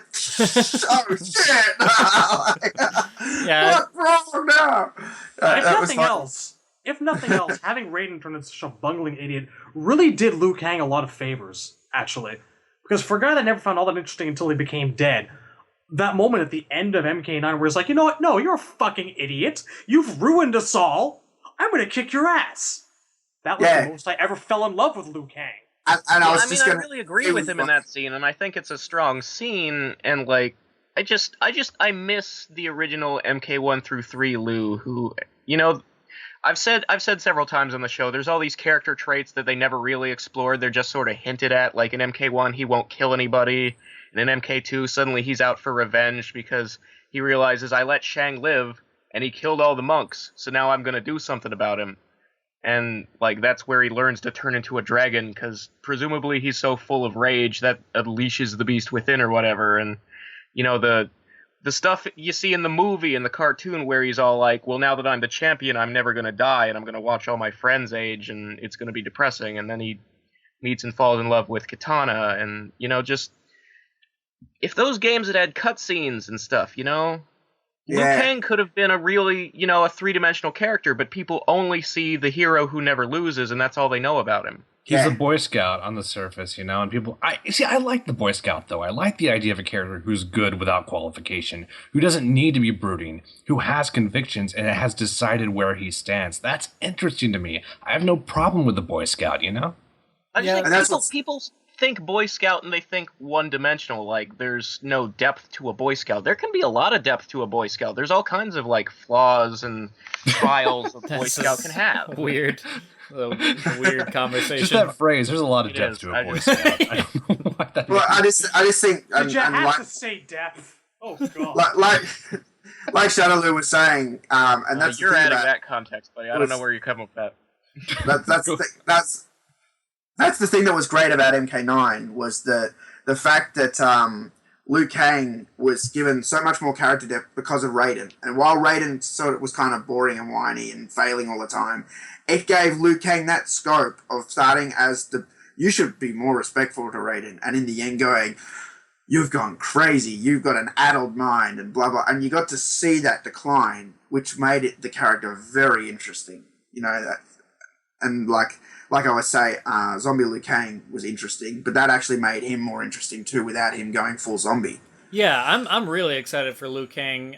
Most people know that in MK9, my main is Liu Kang, and I've always liked the character since MK2. I really enjoyed playing as him and have played him in just about every game, as I said earlier when we were discussing this. But as far as characterization of Liu Kang, I've always been fine with it because you need variety there. We need that good guy that is, you know, right-minded and always trying to win, and the Boy Scout, so to speak. We need somebody like that because in Mortal Kombat we have the badass ass kickers, the dead, you know, specters, the ninjas, this and that. We have all these other archetypes and characters represented. Liu Kang is that, you know, through and through good guy that just wants to do good and represent Earthrealm and yada yada yada.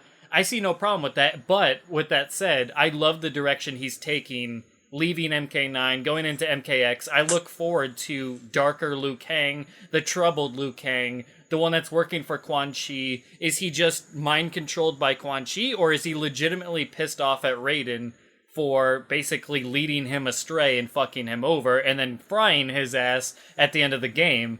I'm really looking forward to that Liu Kang, so I'm so excited for him. That one line that he's got, still having visions, Raiden. Raiden, You know, yeah. I mean, I wonder how much of that is Quan Chi and how much of that's actually him.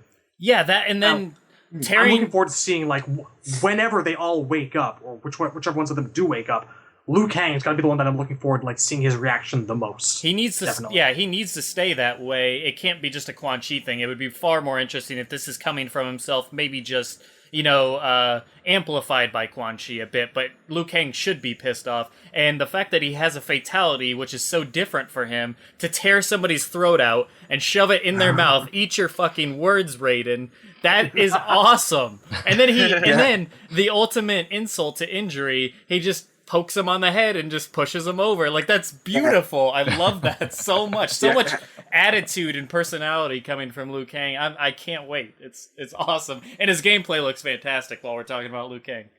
You know what I I was unfortunately haven't seen it yet. I was actually noticing, like, his walking animation. It is really, really, like, really Bruce Lee oriented now. More so than ever before. It's like that kind of, like, almost kind of stiff, watery, like, forward skipping motion.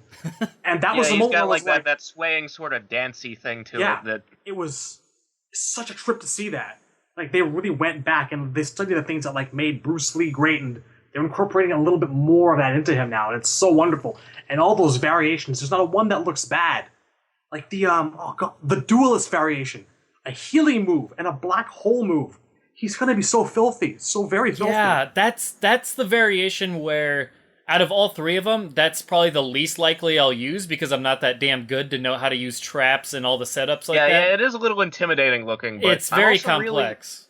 I'm really intrigued by it, because it's not just, I mean, he has the red and black fireballs, which are obviously what he does when he's like a revenant. Right. But then he also has the pure white ones, so like when he comes back to life, I'm wondering where his story goes that he gets like this more pure heavenly power. Right. And his the flame, or the flame dragon, or dragon flame, or whatever it's called, that one, that just looks fun. I love the dragon heads on the fireballs just normally, and the enhanced ones, how he throws out like several of them instead of just one fireball. Like that in MK9, I didn't like how if you enhanced it, it turned into the dragon head, but if they jumped over it, it was still only one fireball they had to avoid. Whereas in now, he's throwing out like 5 fireballs, and you can enhance an enhanced special for the first time. So now if you burn 2 bars on the same special, he just launches like 6 or 7 fireballs. It looks beautiful, and I love the bicycle kick back in its original I think it's just form. 3. I don't know. Either way, it could be 20-100. I really don't care. It just looks amazing. But I was going to say, I love Liu Kang too. I love the whole dark and light fireballs and the whole yin-yang symbol when he does them on the ground. You know, the whole, balance of good and evil. I think that looks fantastic. Like you said, I think the Revenant one will be the one I play the most. I was just going to say, talking about Boy Scout characters, sorry. My favorite's actually Nightwolf, who's not in this game. Right, that's a good What one. do I you agree. guys I love Yeah. Nightwolf. What do you guys think about that? Nightwolf being Yeah. in the game or just the character in Well, general? Well, I was just going to say, what do you think about him not being in this one? Because he Oh. seemed to be kind of friends with Liu Kang, and he seemed to be, like, he was Boy Scoutish, but he was still kind of tough and, like, confident. I like that about him. And what do you think about him not being I in really it? like what they did with Nightwolf's personality in 9. I think that's the best he's ever gotten, really. Because, I mean, Agreed. he's only been, other than that, in MK3 and Deception. And Deception, I mean, he gets to do important stuff plot-wise, but, I mean, Deception, nobody but Shujinko really got much of a personality in that game. I don't know that it did, like, much service to him. Well, what we know... And I think people have always sort of, like, back from MK3, looked at Nightwolf as being a goofy character, because he's sort of... Well, He looked goofy with the pants, you know, but I love playing Nightwolf. He did teach Shujinko to, like, purify his soul at one point during Conquest, I believe. That's right, yeah, and then immediately afterward, Damashi's like, no, you can't be pure, go to hell. Yeah. So that's yeah, right. it's... I guess it's something in the grand scheme of Deception storyline. I think that he got off a little bit better than, say, Darius did in the overall scheme of things. And, you know, got to seal off Onaga at the end, so can't say he was totally irrelevant. I'm not saying he was irrelevant. I just think, like, all the voice acting in that game was very bland and just sort of people who, you know, developers reading off a script. There's not really any acting or personality to him in that game. And, Dude, like... That's being generous. I was legit convinced that they, like, went out onto the street and went, would you like to read something for a pittance? 5 minutes later, ham. I love ham. As far as Terrible. as Nightwolf not being in the game, though, it's odd because story-wise, we know only a select few of the Revenants get brought back. We don't know why or how they were picked, but out of all of them, you would think Nightwolf would have been maybe the first or second I wonder in if line. it's just like a person was standing in the right stage when Shinnok was defeated or something like that. Dude, I'm telling you guys, Raiden I'm had actually- a copy of the MK9 tier list, and he went down and it said Nightwolf's gone, Jade's gone. I mean, that doesn't explain Katana, but still, though. And I love Nightwolf, by the way. He was my secondary in MK9, and he was so close to being good. He was so close to being amazing. All he needed was just a little bit better. I think the pressure options for the forward 3 need to be a little better, and just fix some of his shit. You know, Cyrus's command grab, copy and paste on the Nightwolf. It made more sense anyway. Why does Cyrax need a command grab? So, yeah, I could go down the list. I have a whole thesis on why Nightwolf should be a better character and what they could do to make him better, but I'll save that. Also, he's glitched out as fuck. Is 1-1-2 or 1-2-2? See, my fingers know, my brain doesn't. That doesn't work on jump-ins. It whiffs for some reason. I like Nightwolf. Good character. Yeah. Yeah, I think for like DLC wise, that'd be awesome to have him in, just because he's just like everyone else said, in MK9 he was done the best so far, and it's a shame when you make a character better than they ever have, and then they're not in the next game. And then they're not in the next game. Yeah, Yeah. it's Well, just that's weird. the same thing we were talking about, just creating a new character and then they're not in the next game. That's sort of why most of the 3D era characters didn't catch on. Like, you create Draman and then he's not in Deception, or you create Skarlet for MK9 and then she's not in this one. Yeah. Yeah, Which is because why- all the Tremo fans said that. They're like, oh, but what about Skarlet? You know, I've never really liked Skarlet either. You know, I've Yeah, never really... That's my point. Is I what felt about like she was just sort of a modified Mileena.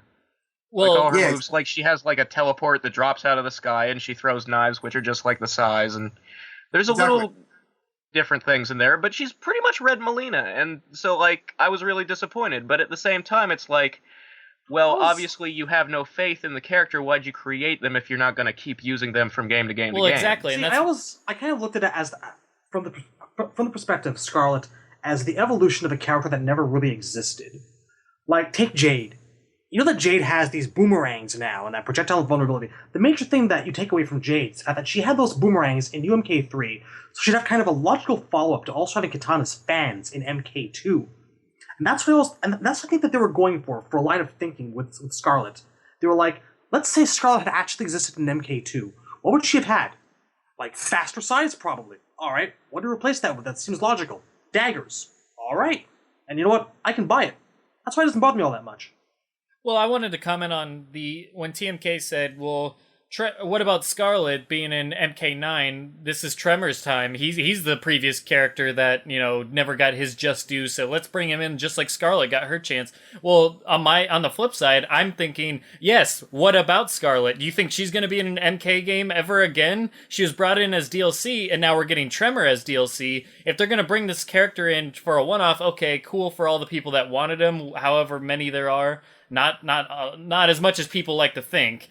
Yeah, just because you have a petition doesn't mean there's actually that many out there. When you take the whole grand scheme of the million people that buy this game, no, there was not that many people that wanted Tremor, and not even everybody that signed that damn petition wanted Tremor. Whether the petition had anything to do with it, they've since said apparently it hasn't. Regardless, if he's in. I was just going to say, I've had 3 angry people contact me, so I'm saying it must be 3 fans. Right. Who like Tremor. If he's in here for just one game, then what's the purpose over someone like Fujin or Cyrex or Smoke or Raiko or Havoc? Tanya's fine. Tanya makes sense, but I mean, why Tremor? If he's going to be a one-off, then why not develop another Tremor, in my opinion, is a guest character. You have Jason, you have Predator, and we have Tremor. Tremor's the MK guest character in an MK game. I like that. Tremor is the guest character. He's like the mocap of MKX. Yes, he's the guest character in his own game, in his own franchise. He's the Special Forces guest character, and that's just ridiculous. It's definitely ridiculous. It should be Fujin or Serena. I would have been completely happy with either of those, but anyways, okay, so we covered Liu Kang. Who else did we talked? Shinnok. No, I don't. Does anybody really want to talk about Shinnok? Okay, let's talk about Shinnok. I'm just kidding. Of course, we want to talk about Shinnok. My heart jumped. Yeah, no. Can I just interrupt for 1 sec? I need a bathroom break. Go for it. I'm going to go and come back, all right? Yep. You guys keep talking. Cool. Temp, why don't you start us off with Shinnok? Because you've been waiting forever. He's my main. I said months ago maybe at this point, that he was going to be my main because there's no other character I really feel kind of invested in. So I was scared to death they were going to make him a pure zoner. Kind of do like what they did with Reptile. Right. But he's a zoner with a different gimmick in every variation. And oh my god, this character looks beautiful to me. I like his design. We're looking at... I'm sure his alternate is going to be what we saw in the story trailer, but his design right now is pretty cool. I feel like the devil horns are a bit much. He looks a little too Tenacious D for me, but it works. It's good enough. I'll take it, And he kind of has almost like a court jester, like the Nights into Dreams from Dreamcast, but that's okay though. It doesn't. He's not the greatest devil in the world. He's just a tribute. I don't even think Shinnok's a bad guy. I just don't think anyone really took the time to get to know him. I think he's under a lot of stress. I think there's a good soul behind that. I'm happy you like him. I'm so happy you like him because I know how excited you've been for him. And as I was watching the stream, I was like, okay, he's not a pure zoner, so Temp will be happy with that. And I that was my big takeaway because personally, I've been looking forward to Shinnok's reveal and gameplay just because, a lot of people have. They just want to see. He's under the Fujin category where he never got his just due, and he's overdue for a comeback. And I was hoping that would be successful. And his design in this game and his gameplay definitely look really cool. But at the same time, the only disappointment I had with him is his normals and his combos just didn't look that interesting to me.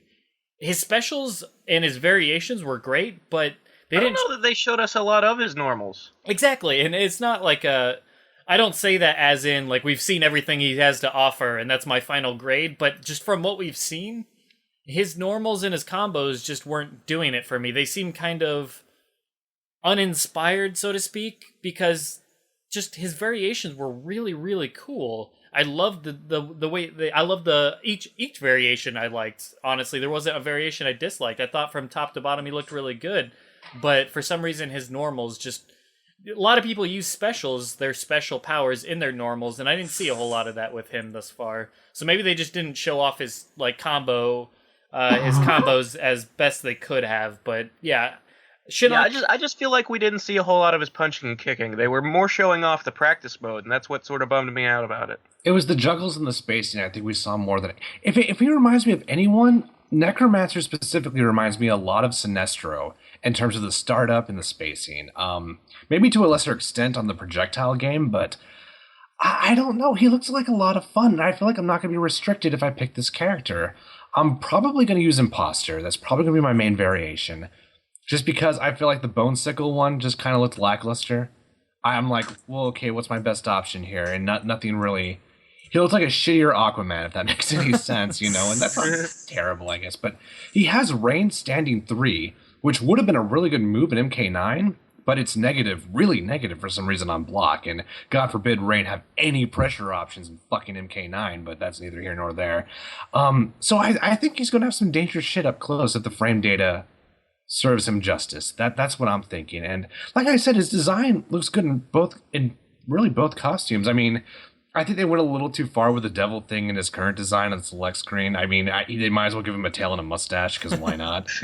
But I like the hat. I always wanted his hat to look more like devil horns. That's just me, though, I guess. Damn, did you get your wish? Because my God. I mean, I like that he has the two options. Like, he has the devil horns one, and he has a more Pope hat crowny one for his alternate. I wish it was more Pope hat. Yeah, I feel like it's the not Pope hat. enough. You gotta respect the Pope hat. Well, what I would have done is flipped the costumes. Like, I think the Roby one should be his primary, because that's how Shinnok usually looks. I think it's odd that the sleeveless one is his primary.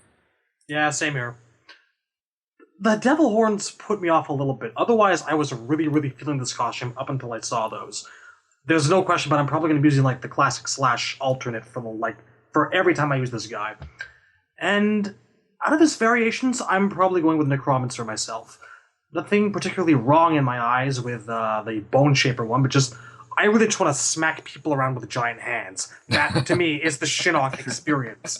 And I guess the reason... I mean, that is the most Armageddon Shinnok-y one with the bone hands, yeah. And that was the only time where I ever felt that Shinnok had ever come close to being realized as a unique character of his own. Because I hated that shit in MK4. Just copying everyone's moves all day. He just made for a crappy end boss. Coming after It just didn't have anything of his own. At least Shang Tsung had the flaming skulls. He did. Damn straight, precisely.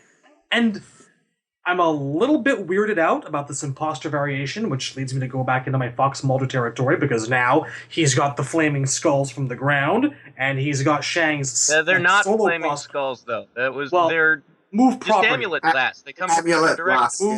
Move property. They kind of look like Care Bear stairs to me.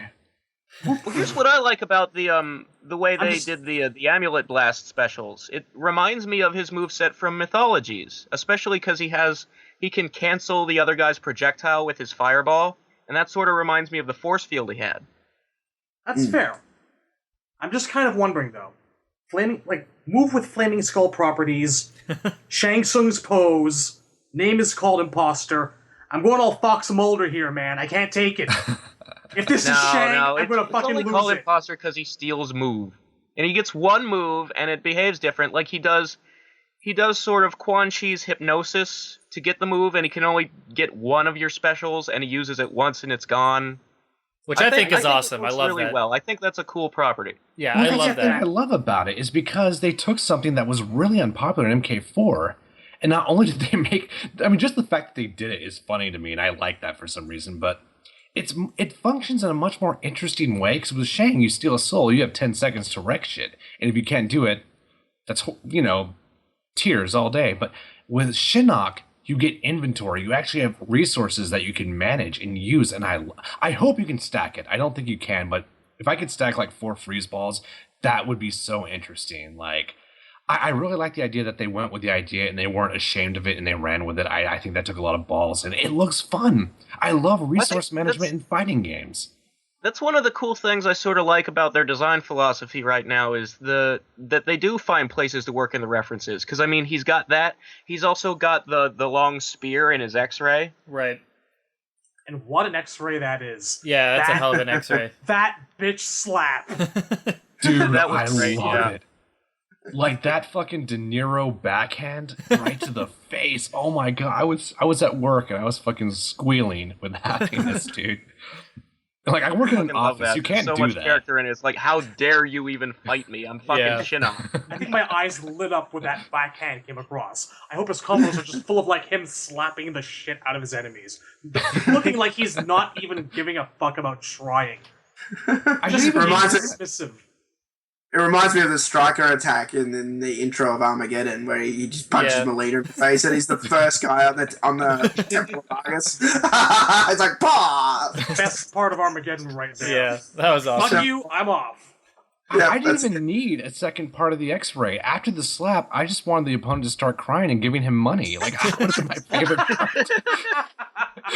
So yeah, I love Shinnok. I'm so happy that I have a main and that my main is awesome. I cannot wait. I really can't. That's awesome. I love the design too. I'll say that. I'm looking at the render now. The stuff on the arms I really like. He's got the pasty white arms, and on his render where he has arms, not bone hands. I like the bone hands. It's I mean, they look cool, but I just like It's it's weird. kind of like Crunchy. He's got sort of like glyphs down his arms, or down one arm, and the armor looks regal. It looks very sort of gold and spiky. I like that. Like he is godlike, Yeah. he's an elder god. I do believe they've done really, really good with the outfit, but I do agree, maybe fix the hat a bit. Maybe go a bit more Pope. the horns are Yeah, just a little bit obvious. Yeah, the And horns are maybe just a bit fun, and the back goes up. Maybe Funny. just because I find that his like classic from that cinema looks so good. I'm so in love with that. I want to see more of that.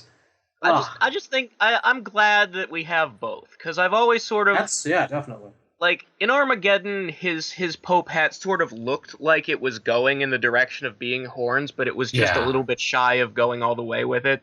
So I was always like, that's something they should do. Just turn the hat into horns, make him look like a real ass devil, because he's supposed to be, he's the ruler of hell. He's fucking Satan in this universe. Just at least for one costume, show it. Well, my problem with the horn hat, that's just a weird thing to say.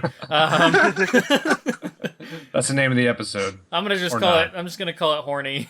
The name of Tenacious D's next album. Yes. Horn hat. My problem with it is it's very Matador-esque. It's Bullfighter-esque because it's like a weird, it's like a cap, but then like horns that come out. Like once you see and think of Matador, you can't not see Matador. Like it's just, TMK is cracking me up. yeah, it's just weird. Yeah, he's Okay, yeah. Speaking of weird shit, and something that we're kind of glossing over in terms of Shinnok's appearance, that samurai pack, which we haven't really discussed yet. right. Okay, I'm liking what I'm seeing, but Shinnok looks like he's wearing a giant fucking moose skull on his chest, and I can't unsee it. I think when I look at that pack, what instantly jumps out to me is Kenshi has like a giant boob on his chest. Oh man. I think you're on your own. I didn't see a boob. No, look at the renders like a right dog or now. something, It's like- totally boob chest. He's got one. It's I like don't know, the maybe opposite of it's just Total 'cause Recall. I've seen It's a lot still of one too samurai many. armor, and I'm sort of used to how that looks. So I don't know. It looks like a nipple, like a boob nipple thing, like on top of a bottle or something. I don't know. It's awkward. It's weird. I like it. I don't know. I feel uncomfortable by liking it. Well, that HR Giger shit aside, I don't really know. I feel like we have so many good canonical costumes that aren't in the game. I don't know if I like the idea of them putting in costumes that are just kind of non-canon, irrelevant. Yeah, but there's going to be so many unlockables that I don't know. They've said less than Injustice, but more than MK9. And I'm not going to go on of are leaks accurate or not. But if one of the leaks is accurate, then we're going to get a lot of like MKDA deception type. Yeah, that outfits. was really exciting to me. Like apparently, if the leak is correct, Sub-Zero will have his deception armor, and that's the one I'm most looking for. If they brought back Yeah, Shinnok's move stealing, they have to bring back the fucking cryo armor. What's up, Team K? I was just going to say that Sub-Zero armor has a very underground cult following. Yeah. Because a lot of people didn't like it at first. Even myself. The Shredder helmet, like the 3 prongs. Yeah. But over time, I've kind of grown to like it a lot. Yeah. Yeah, definitely. I feel the same. I didn't like it when it first came out. I just couldn't get over Shredder, but I like it in its like nostalgia value of like I like it as an option. I'll just put it that way. If we have classic Sub-Zero, then I want that as like an extra alternate, definitely. Yep. I do Agreed. want to say one more thing before we leave the subject of Shinnok. The coolest thing about his primary is that it kind of breaks the mold of what an Elder God should look like, because he actually shows some skin, and I like my fallen gods to show a little bit of skin, you know? What So is this happening here? for me, like, I just feel like it's so contrary to what they should make Shinnok look like, and I like that. I feel like it was a risky costume, and I mean, cause he doesn't even, like, they didn't even buff him out. Like, they gave him those Steve Buscemi arms, you know? And yeah, he's it very works, it thin. makes him I unique. love that. I love that he's thin. Same with Quan, same with Ermac. Like, I love the difference in, like, muscular characters versus thinner characters this game. It looks really good. And it makes sense he'd have a casual Friday, you know? What's up? He's the ruler of hell, and he can wear whatever he wants. You know that every day, whenever Shinnok wants it down the Netherrealm, is no pants day. See, when I was just going to say, Oh, yeah. would you like him to have a six-pack and have no arms? See, when He's got the girly arms, but he's like fully ripped up the chest. when Temp said he likes his Elder Gods to show a little skin, I kept thinking like he's on the edge of a road and he's just pulling up his pant leg, like, "Hello, I'm One trying thumb to get. I need a ride." Will impersonate special moves for a lift to Delaware. This hat does things, I'm just saying. So what are you the god of? Chippendale's dancers. I'm the god of getting to Delaware, so let's do this. Like, for some reason, I just think Okay. You know how, like, you fuck around with mods and shit, and, like, you give other people's win poses? Now we've got to give Shinnok Jade's MK9 win pose. damn it, because now I'm just too busy thinking of Quan Chi and Shinnok being like, "Well, how are we gonna make some money?" And they're just like, Shinnok's like, "Don't worry, I'll be right back." And then he returns and he's wiping his mouth off. And we're like, "Oh, damn it!" I wonder if we can replace the audio with some strip club or like house music, like oonts, oonts, oonts, oonts. For some we're taking a terrible musical reason, I was approach. actually instead of thinking of real life "Send Me an Angel." Well, that song's ruined now. Completely ruined. Man, Every time I went- like what's up? I was just going to say, when I've gone to strip clubs, they always play things like Tom Jones, Sex Bomb, and stuff like that. Well, if we're taking a musical route, let's go back to Tenacious D. Let him do the whole "Play me the best song in the world, I'll eat your soul." Like, that would be awesome. Like, as an intro dialogue when he's talking to Kate. I don't know. I don't know. And he asked Johnny Cage, "Be you an angel?" And he said, "Nay, Hey, we are Said but God, men. Rock." Now, speaking of rock, what do you guys think about the Chop Suey TV spot? Yes. it's a good pick. Yeah, That definitely. was kind of cool. Like, it's sort of everybody running in the street reminds me of the original MK1 Right. commercial. Yeah, me too. I don't think we've really had a commercial like that since like Shaolin monks with like the office Kung Lao like hat throwing guy. It was nice. Yeah. It was a lot of fun. That was I awesome. enjoyed it for that. It's The weird UK 'cause commercial, yeah. I'm not a big System of a Down fan, but I'm a big Chop Suey fan. Like, I don't like that band too much. I like that song. Yeah, I'm the same. I'm exactly the same, man. I've It's got an the old single. classic. I enjoyed Yep. seeing it, hearing it again. Been a little while. Yeah, I got the single, but I don't have any other System of a Down songs. But I really do like that one. It's cool that you had that on demand. Like, you actually had It's just like everything we're discussing you have in your arm's reach is amazing. It's This like room's amazing. it's like Everything 20 MK. It's just I want to Yeah. see you with like one of those grabbers that people need, and just like you just grab a grabber, oh, that's weird. Okay, grab a grabber, and then you just off screen you just have it holding it, it just pulls it into frame. you don't Just the guy- understand. 20 years ago, when they said "prepare yourself," TMT took that shit literally. He is I did. never not ready.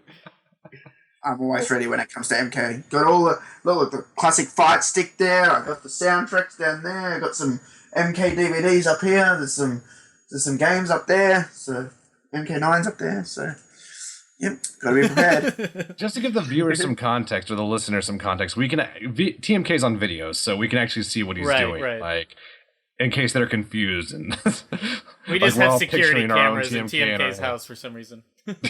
Or I could just say you're lying and they're making the whole thing up. Yeah, there you You go. could. That's the way have you no do way it. to prove you're lying. No, I am on video. they can see my bookshelves behind me that are loaded with DVDs, games, and CDs But on Blu-ray.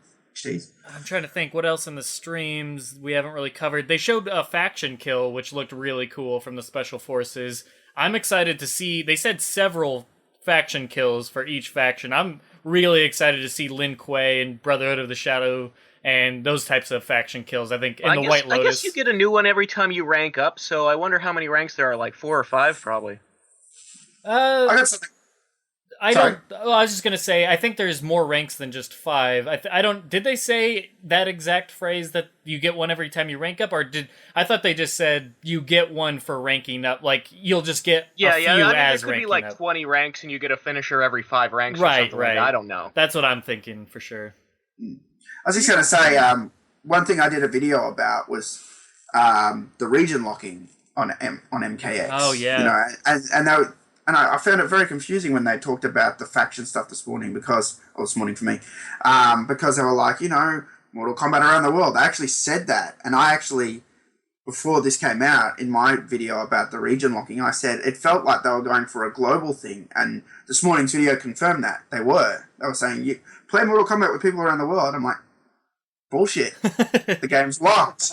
Yeah. I can't. Well, you know what I mean? That kind of pisses me actually off. play You know? with people, but they have what the rank system like keeps track of your score, and it compares it to everybody, even across platform. Like so, the Lin Kuei, if they're in the lead by however many points, that's people on PlayStation and people on Xbox. But it doesn't feel like a global competition if my stats are just against Australians. Well, You know, I think it's Xbox is Yeah, open, I get right? what you're saying. PS4 has region locking, but Xbox is open globally, right? This is what I'm hearing, and I tried to get confirmation out of Shaun Himmerick, but I think he got in trouble for mentioning that, actually. Probably because I put up the video and kicked up a big stink. But, you know, I said, because I had several people saying PC and Xbox One aren't region locked. And I'm like, can someone confirm this? Show me where this is from. The reason why I thought that is because they said it was going to be the same as Injustice, and I know Injustice wasn't region locked in the Xbox, so that's where I got that from. Right. But I could be wrong. I don't know if Shaun Himmerick really thought that through before he posted, so there might be a lot of details we're missing. Speaking of Shaun Himmerick, this is worth mentioning. Somebody sent him a nasty ass Twitter thing. Yeah, I was wondering about And going to cover this. I forgot about it up until his name was brought up, but apparently he's gonna be off Twitter now because some stupid fan said something about if you don't put Raiko in, I'm gonna rape your wife or whatever, and that's just fucking, that's just Rape your wife and That's your messed daughter. up. yeah, that's just fucking like, come on, dude. Just first of all, Okay, let me just say this: what the hell did you think you were gonna accomplish by saying that? Like, you really think, oh, okay, I'll put Raiko in. Thanks, buddy. I'd sure hate for that to fuck you, dude. Just fuck you. Like, don't be such a nasty ass piece of shit human being.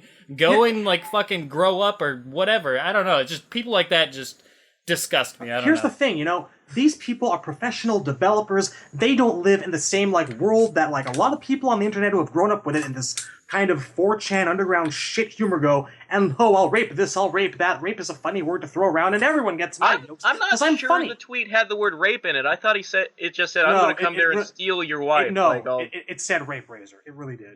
Did it say rape? It said rape. It really did. Yeah, I got to say that sort of behaviour is unacceptable. Like, you know, these people do a job at NetherRealm. They make a game. We go crazy for it. They like it too. But for them, it's a job. They do the job. They go home to their family. Their family has nothing to do with what you want in the game. And no one should have to deal with threats like that at all. And I even tweeted back to Shaun Himmerick and I said, I hope you call the cops on that guy. You know, I mean, you could not do it. But I hope he does. I hope he calls the cops and he gets investigated. I know he's been banned from Twitter. Rigo Cortez confirmed that justice was done on the Twitter side. The dude's banned from Twitter, but there should be more consequences, and that I completely agree with you, because that's the right. bullshit. Is people think they can get away with anything on the internet? You know, with the anonymity, whatever fucking that word's difficult for me. The fucking anonymous nature of the internet. And people, they'll sit there and go, oh, they shouldn't actually react like that. They should just get used to it. The internet is a hard place. They shouldn't take that seriously. They're not part of your world. That's all that there is to it. They don't see rape, like references to rape and threats in the same way that you do, as something to toss out, as something to express your interests. And that's a pretty fucked up way of expressing interests. That's like going to a foreign country that has a lot of terrorism and being like, well, that's just part of our world, just deal with it. It's accepted. Like, no, just that doesn't mean it should be okay just because it happens all the damn time. That's bullshit. And if people can't understand that simple concept, at least look at it from a selfish point of view. This shit happened about 2 weeks ago with like an issue of Batgirl.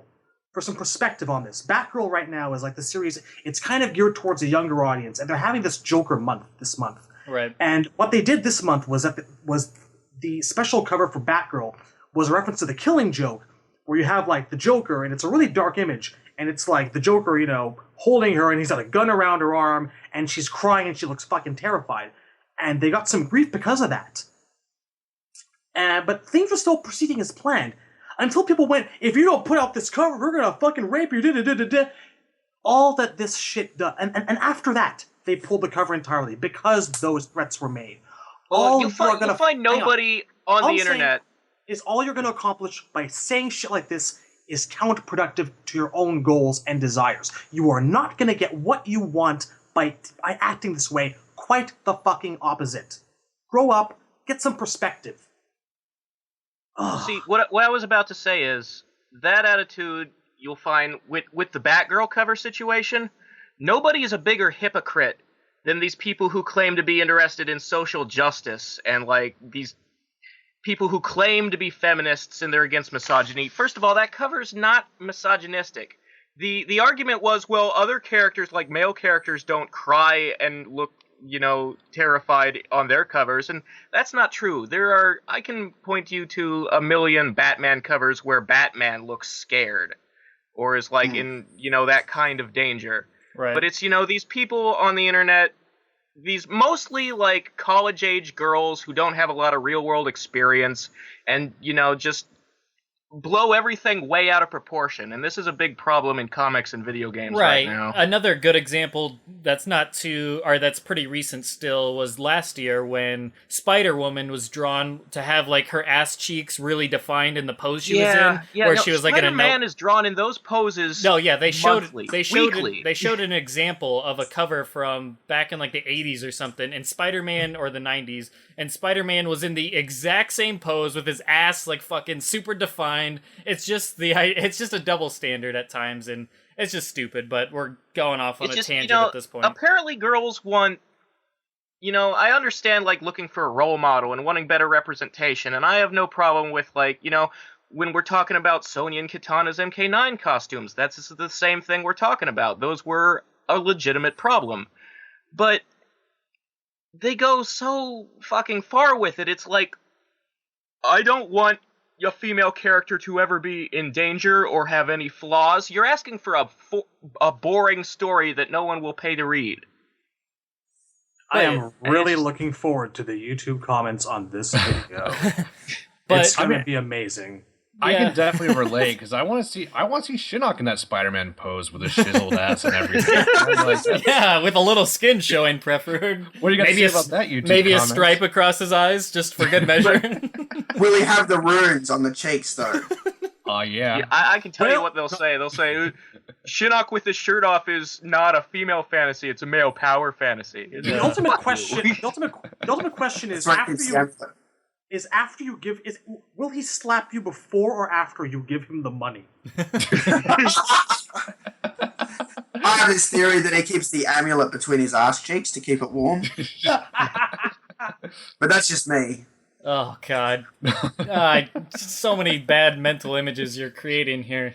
This whole episode, there's wrong. Shinnok I'll never look at in the same light. You gotta work with what you got. I know a lot of girls who use their cleavage like a wallet, and, we don't have that, so... Oh, man. Okay, bringing this back around, speaking of Shaun Himmerick... before we forget, actually, we completely neglected to mention much of Erron Black's gameplay. We talked about how cool he was. Can I wrap up the Shaun Himmerick thing real quick, though? Sure, is what I was saying, not the episode. The Shaun Himmerick thing, lastly, and not that this needs to be said, but Dude, Shaun Himmerick's like one of the coolest people at NRS, and he's been nothing but respectful and cool to like responding to fans on Twitter by clarifying things. Himmerick is the best NRS guy at Twitter because he'll give you a straight answer to your fucking questions, and none of the others will. And it doesn't matter who you are, how popular you are, or just if you're just some random Joe Schmo on Twitter, he'll take his time out to respond to you. And guess what? You don't have that now because of one fucking idiot that ruined it for everybody. So great job, dude. Well, I'll say I've met Shaun twice. I met him in 2006 and 2008, and the guy is so nice. And I remember when I first went to meet him, I thought he might be, because he did this whole, it was on MK Online, he did a Q&A, and he kind of came off a bit sort of aggressive in there, like saying, I punched this guy or something. I forgot what it was about. But he was just spicing up his interview. Now, I know that now because when I met him, he was just so nice. He answered all my questions, and he was just a real dude, real cool guy. And for he even said in his tweets, I can hold my own in fights and that, but this online bullying bullshit that these kids do, and we know you're a kid, man, because when you grow up, you don't joke about things like, rape and that. When you get a girlfriend, when you have kids, it's not things you joke about. Exactly. And Shaun has a wife, or I think it's a wife, partner, whatever. He has a child, and it's a very scary thing when someone threatens your world like that. Yeah, and it's just not on. If you're pissed off at him, then threaten him. I doubt he would care so much. It's still, first of all, that's still stupid to do. I'm not advocating that at all. But if anything, if you're going to be that way, if you're going to be juvenile, then just threaten the dude himself. Just say, I'll fucking kick your ass or whatever makes you feel good. But don't bring the dude's family into it. That has nothing to do with any of this, because that's something he's going to take seriously. If he sees somebody threatening him, he's just going to brush it off. Okay, he's just some stupid internet, whatever, trying to be a douchebag. But if you're bringing his family into it, that's a serious fucking thing. That's okay. Yeah, there's nothing more that needs to be said. It's just it's ridiculous that it even came to that anybody would take it to that level. That's right. I guess what we're saying is, if you keep this shit up, we're gonna find you. We're gonna tell your parents. Yeah, man, dude, bro, kid. Well, that's exactly what the girl on Twitter, she's Australian actually. What was her name? Alana Pierce, I think it was. She got all these rape threats, and she found the parents, or the threats these kids. She found their parents, and she told them. That's genius. Yeah, that's justice. That is justice for sure. He lost his internet privileges. Exactly. Yeah, and that shit should happen. Like, as ridiculous as it sounds for Twitter police to be a thing, but that should happen. Exactly. Let's move along. Yes, indeed. Erron Black gameplay, right? Yes, correct. Erron Black's gameplay and special moves. What are we thinking of, like, the balls of sand that he carries around with him and tosses out at random intervals? Those are the weirdest thing about him, because all of his other moves, I mean, the caltrops make sense. I love the angling bullets off the thrown coins. Yeah, I love that. It's totally a whole horse JoJo's Bizarre Adventure, and I'm in love with that. I love I do like the sand grenades though. Honestly, I think it's just I love all of the his little fatality gadgets. where it's just sand forever. The first time I saw the one where the first fatality where it doesn't pile up the sand. Yeah. The first one where it comes out all the holes. I kept rewinding the window like, what the fuck is that? I didn't know what it was. Because he throws the thing, he shoots it, and sand it looks comes out. more like smoke in the trailer. Like, it reminds me of the smoke finisher where he sticks his fingers in you and then he just burns you to death. It looks like hot steam to me, yeah. I was like, what is that? I kept rewinding it. I'm like, is that a bomb or something? Like, because the holes appear in the head. I'm like, and then the sand comes out. When you actually do see it piling up, there's so much more sand than was ever in that little bottle. Yeah. He's turning their blood into when they sand? talk about where he got the bottles from, they say it's like Outworld magic. Like he stole these bottles from monsters that he's fought or some shit like that. Yeah. Blood into sand. That's what I'll go with.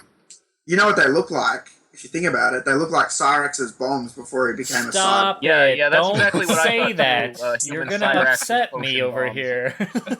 Damn it. Dude, they do. They're like little glass bulbs. Yeah, you're right, though. What's important, though, is they don't play like Cyrax's bombs. I'm just going to say that. I love how he rolls it on the ground, though.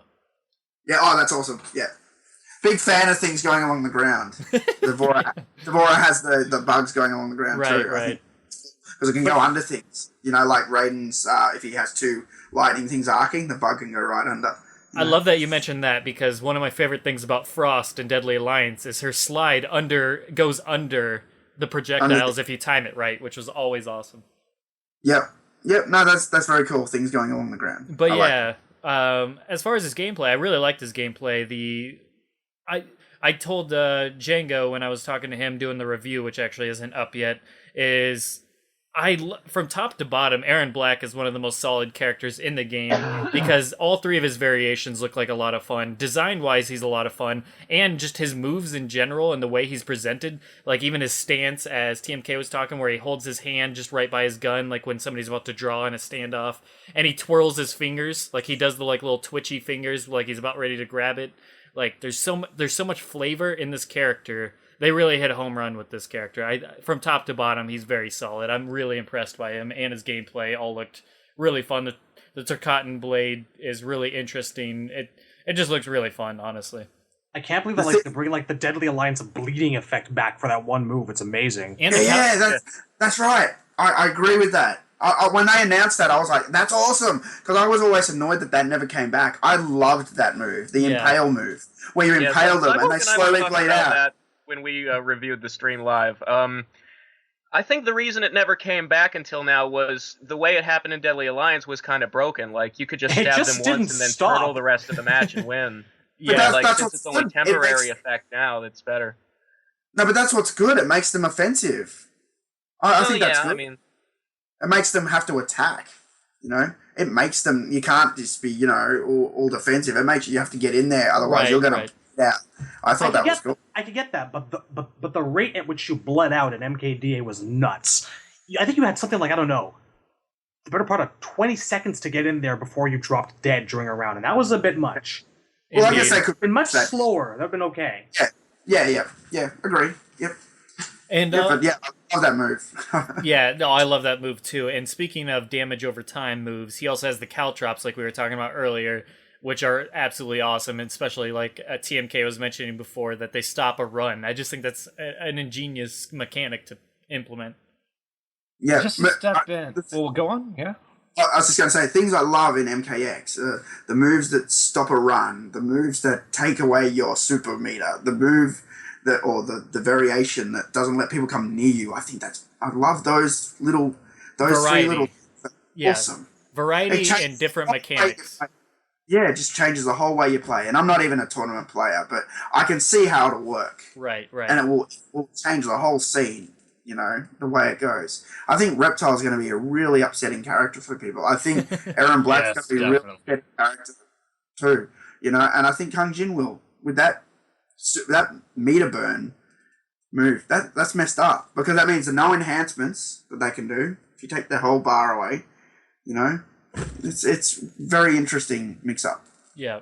It fits what I imagined the character to be, but this is where I need you guys to help me out, because unfortunately I just got home from work when the podcast started, so I've only seen the 10 minutes of Shinnok gameplay, and I saw the Erron Black trailer, but I don't know what the cow thing is. Caltrops are...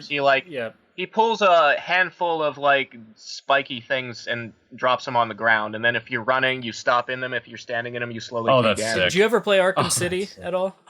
I got halfway through it. Did you ever play as Catwoman? No. Okay, well, she had a special with caltrops as well, but yeah, it is really cool. You throw them down. If the opponent stands on them, they take damage over time if they keep standing on them, and they stop a run, like I was saying. So yeah, they're really cool. And I think they're in I think they're a Universal special, if I'm not mistaken. I'm not entirely sure. And TMK there we go. Joyous caltrops. I like it. Caltrops. Yep. Oh, that's gonna be so fun, because if the reason why I like it so much is because he seems like a good keep away turtle zoner character.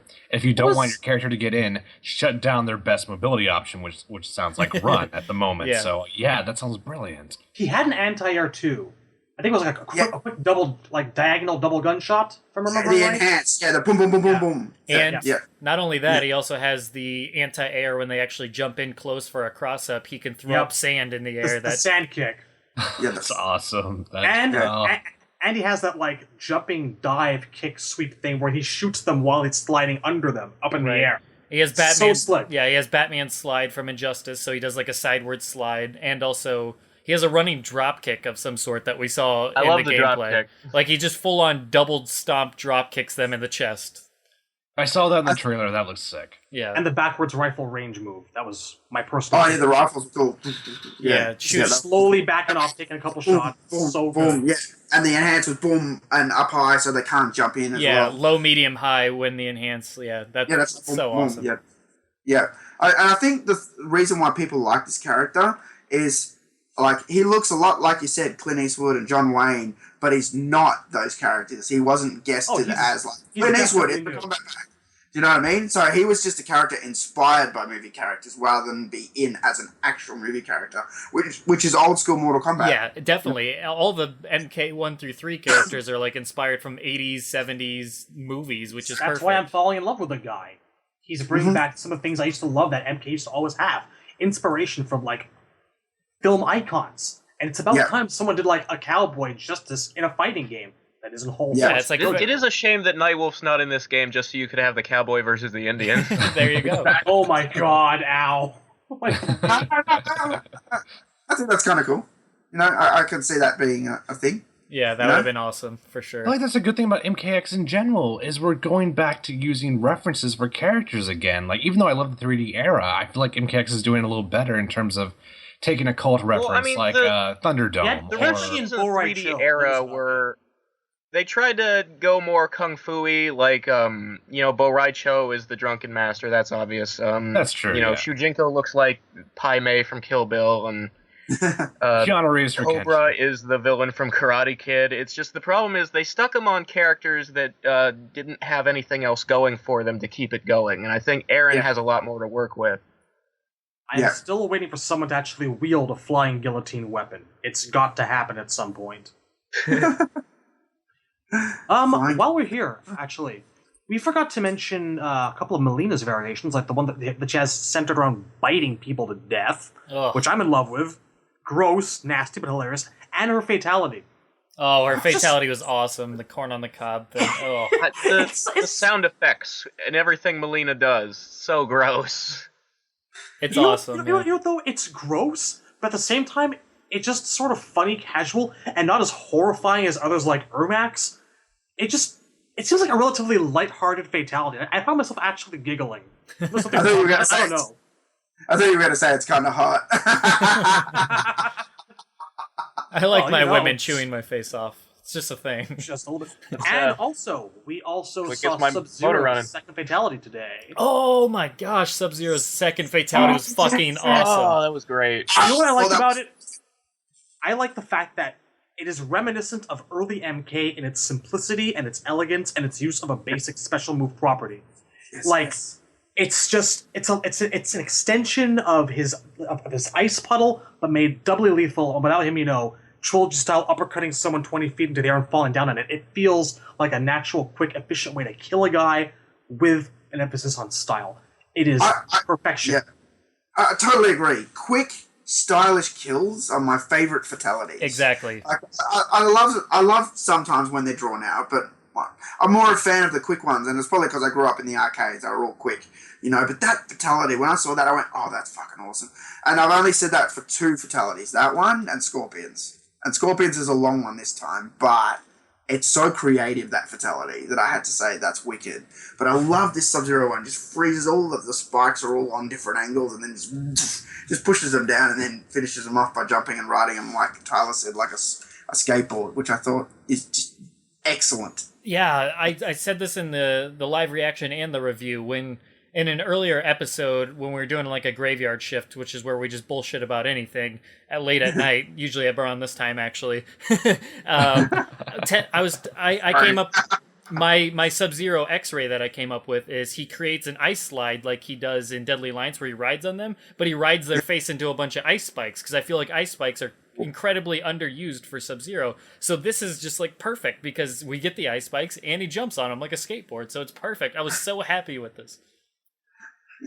Yeah. And it's so different for Sub-Zero because he's always been skeletal related. He's always been like tear out their spine through their chest, tear out or break them in half by the spine, freeze them, break through them, and then break their spine in half like we've seen with his other one, or pull out their entire fucking skeleton. Like With now, the spine, by grabbing the spine. Yes, he's always been about... Although, Trilogy, Fatality 2 was an ice spike. There you go. And that's just it. Like, it's First time perfect. since then. It's perfect. I'm so happy for it. I'm fucking stoked for this fatality. I especially like it because his first fatality is so good up till the end. Like, I love the blowing the back out with the ice. You know, I love twisting the spine. Then when he just tears the body in two just generically, I'm like, why couldn't that have been icy? Why couldn't there have been cryo power in that, you know? I just feel like it got kind of generic at the very end. This one is Sub-Zero through and through, and I love it. My problem with some of the more drawn-out fatalities, because like TMK said, I think we all have said it throughout this podcast history, we all prefer the stylish, quick kills. And with his first fatality, I'd love it if he just busts open the chest, breaks the spine, and then just either leaves them there or freezes it back up and just lets them deal with it on their own. That's fucking awesome. Like it's puts on a pair of shades and deal with it. Yeah, and that's why I love the brutalities so much, is because we're getting those classic, quick, stylish kills back. So yeah, I'm just geeking out over that second fatality so hard. Speaking of fatalities, do you guys think there's going to be stage fatalities in the game? I hope so. I really do. It would be odd if they didn't after MK9. Like, I think they know everybody loves stage fatalities, and they've had it in every single game except for Deadly Alliance, which, and I guess technically death traps aren't necessarily stage fatalities, but beyond that... Yeah, they were going to have them in Deadly Alliance. Like, you were going to be able to kill people in the acid in Shang's place with the big Buddha statues, but they Buddha just statues, didn't get exactly. Yeah, exactly. That's right. So we haven't seen all the stages yet. We know that for a fact. I feel like they're kind of saving these for a little while longer, and they won't. That's what I think too. They won't confirm or deconfirm anything, which to me means yes, they're going to be in there. We just haven't seen them yet. Right. Yeah, I think they're doing that on purpose. Yeah, only showing like 8. Yeah, they're going to hold on to some secrets, because last time we got Babalities as a secret. As much as I want friendships, maybe stage fatalities are going to be that secret that they hold up until the very end. Yeah, well, I'm hoping, especially the Kutan jungle stage with the big alligator in the background. Right. I'm hoping that's a fatality. There's also a big snake in that stage. Yeah. A lot of people haven't talked about it. Stand out of the tree. People are like really hoping for like stage animalities, because there's the alligator, there's like wild dogs in the background of the city. There's animals in a lot of the stages. Yeah, there's the big tiger thing in the marketplace. The wolves in the dead woods. Yeah, there's tons of animals everywhere. It's true. That's true. There are a lot of animals. I love the Special Forces stage with the portal in the background. As you're fighting, you see people come through the portal, and sometimes a Tarkatan comes in and he starts running, and then the big Humvee there just kills him, and they just drag him off in the background. I love that. That's fucking awesome. Such a good moment. But it's so cool. In the back of the head with the butt of the gun, and then fill him full of lead and drag him off by the foot. Fucking get another one on the pile. God. See, I didn't even notice that before, but hearing you describe it just sold me on it, because that sounds hilarious to see. It's great. You better go back and rewatch. It's great. What video was that in? What video was that? I don't think it was in. I think it was in last week's stream at one point. You saw it really clearly. Okay. Yeah, right. Yeah, I'm pretty sure it was fairly recent. Okay, I'll have to go check that out. One other thing I wanted to touch upon before we get to the retrospective, and I don't know if we're missing anything else, but they did mention today, quick are the easy fatalities. What's everybody's opinion on that? Because that could be a controversial thing, and we'll just go one by one, because there's a lot to say. Well, I guess not a lot to say, but... Well, go ahead and explain it to me, because I haven't heard about this. This is something that I think you're not going to like too much. Let me just put it that way, because you're not really... You don't like all the fatalities when you're doing competitive matches over and over. You just want to get to the next match. Well, what they essentially did is... They have enabled... From the start, they have a few fatalities enabled, but you can unlock more... And they're just the normal fatalities like everybody has, but they're easy to do, like just maybe down in a button. The command is just hold R2 and press a button, something like that. It's down and X in the build I played. So what's your immediate reaction, Temp? Because I'm curious what it is. Is it if they do down and X? Do they do their standard first fatality? They do their fatality. Yes. You have to do it with the analog stick. Right. And is there a requirement for it? Nope, just a fatality. It's just done easily. You don't have to worry about the combinations anymore. But there are a limited amount of them, so they say. That's right. Like, you start with, like, 3 of them for free, I think they said, and, like, and they mentioned possibly unlocking more of them in the crypt. So Yeah, it's not something you you just do constantly over and over. You've got to work for them a little bit. I'm not sure how I feel about it, but yeah, go. I'm kind of neutral, to be honest with you. If people are going to do fatalities, they're going to do them. Right. You know, if you make them easier, it's kind of the same. If anything, maybe I like it better because I don't have to wait for them to do the inputs. I save like a second and a half. That's true. Of time, but I'm indifferent. You know, fatalities. I'm a competitive player, so I just want to get to the next match. I just want to get back to the run back. You know, I just want to play Django one more time. That's what I want to do. So I'm not really whatever. It's when it comes to skill, like if they had like an easy mode where you had auto juggles, that would piss me off. That would drive me insane. But this is like whatever. It's all good. Here's where I come from. Is it's kind of odd that they would do both, because having the quick fatalities that you can unlock, if you get the quick fatalities, why would you ever do the inputs anymore? And that's where it kind of upsets me, is like, if you have both options, there's really no like pulling it off anymore, because maybe you're doing the 5-button input, but the next guy's just going to press down an X, and then you feel stupid, like, okay, I'm doing it the old-fashioned way just so I have that nostalgia feel. You're doing it the quick way. I'm doing it like the obsolete way at this point. And I don't know. It just feels... I don't like it in that sense, but at the same time, I can also see it from the other side, where I do have friends that aren't really great at the game that always are disappointed because they can't do the fatalities, and no matter how many times I explain, just do this, they don't, like, they just don't have the hand-eye coordination and quickness to do it. So that's cool for them. I'm happy for them. But as an MK fan, I just feel like you're cheapening it a bit. Like, now you're just wanting to see the gore, and you're not really willing to memorize the button input, or, I mean, at that point, now it's just like brutalities are the one that you really have to earn, and fatalities are just there for the show. And I don't know. I feel neutral on it as personally, well. I always kind of felt like fatalities were just there for the show. It never bothered me in MK3 and 4 that there was an option for easy fatalities. And this isn't exactly new to the series. Right. And I never thought it was a big deal. Oh, I can remember the fatality command. I play the game with a sheet of paper with them all on if I want to. It doesn't mean anything. Well, before there were like more like little extra options and debug commands. Like in little menus you have to actually go and unlock. This is the first time that they're actually kind of making it a feature and like selling it as such. Now for me, I see both sides of the argument. I'm a traditionalist, so I kind of feel that fucking up a fatality is as sacred and held a tradition as actually pulling it off successfully itself. You know, I fuck up, I punch the guy in the nuts. Haha, I tried. Whatever. But at the same time, like Cyborg said, I can totally get, like, people being put off from even trying by their utter inability. So, throwing them a little bonus, a nice little gesture, as long as, you know, they can't do it ad infinitum. As long as they have to work for those things and maybe buy them in the crypt or whatever have you, I'm okay with that. Just don't make it automatically easy mode.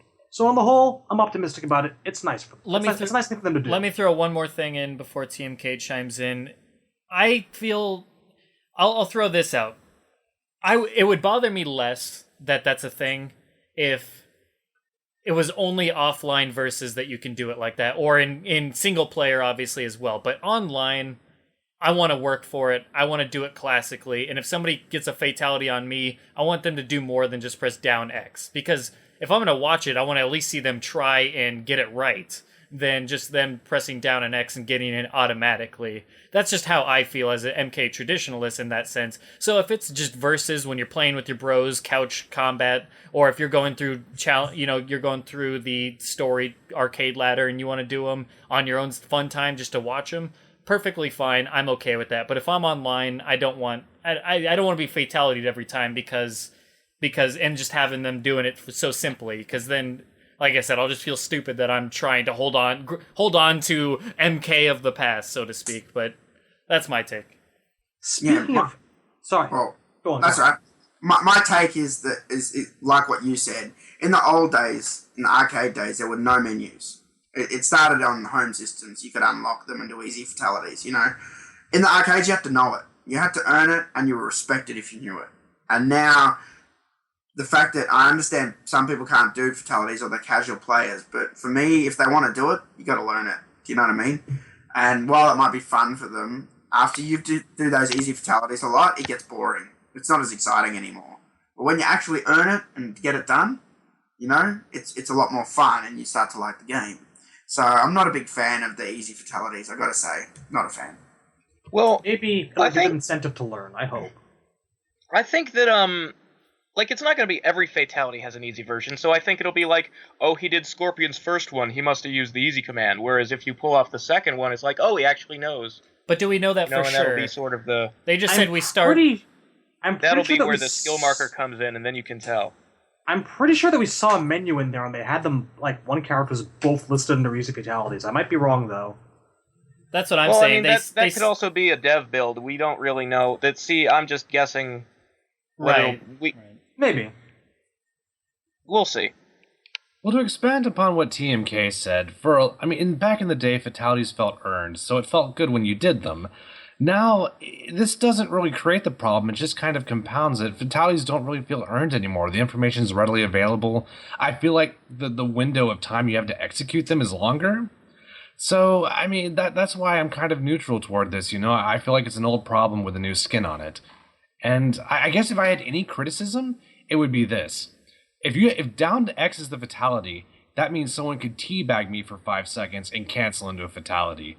So it's a question of how many teabags can I get in before I pull out the fatality, and that's going to get old. Now that people are using the entire fatality window, the whole time window is just for teabagging, then a fatality. It's like they found another way to waste my time. They endorsed this. There's a teabagging trophy. I still can't believe that. I'm hoping once everybody gets that achievement, the teabagging will get old and they won't do it anymore, but I'm probably wrong.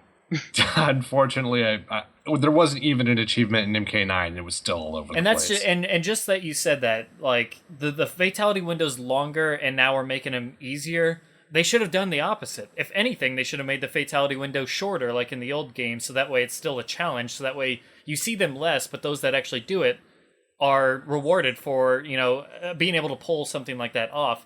And then, like I said, offline, you can have the option mode to turn on the easy ones for when you're just playing with friends. I don't know. That would be my preferred personal method.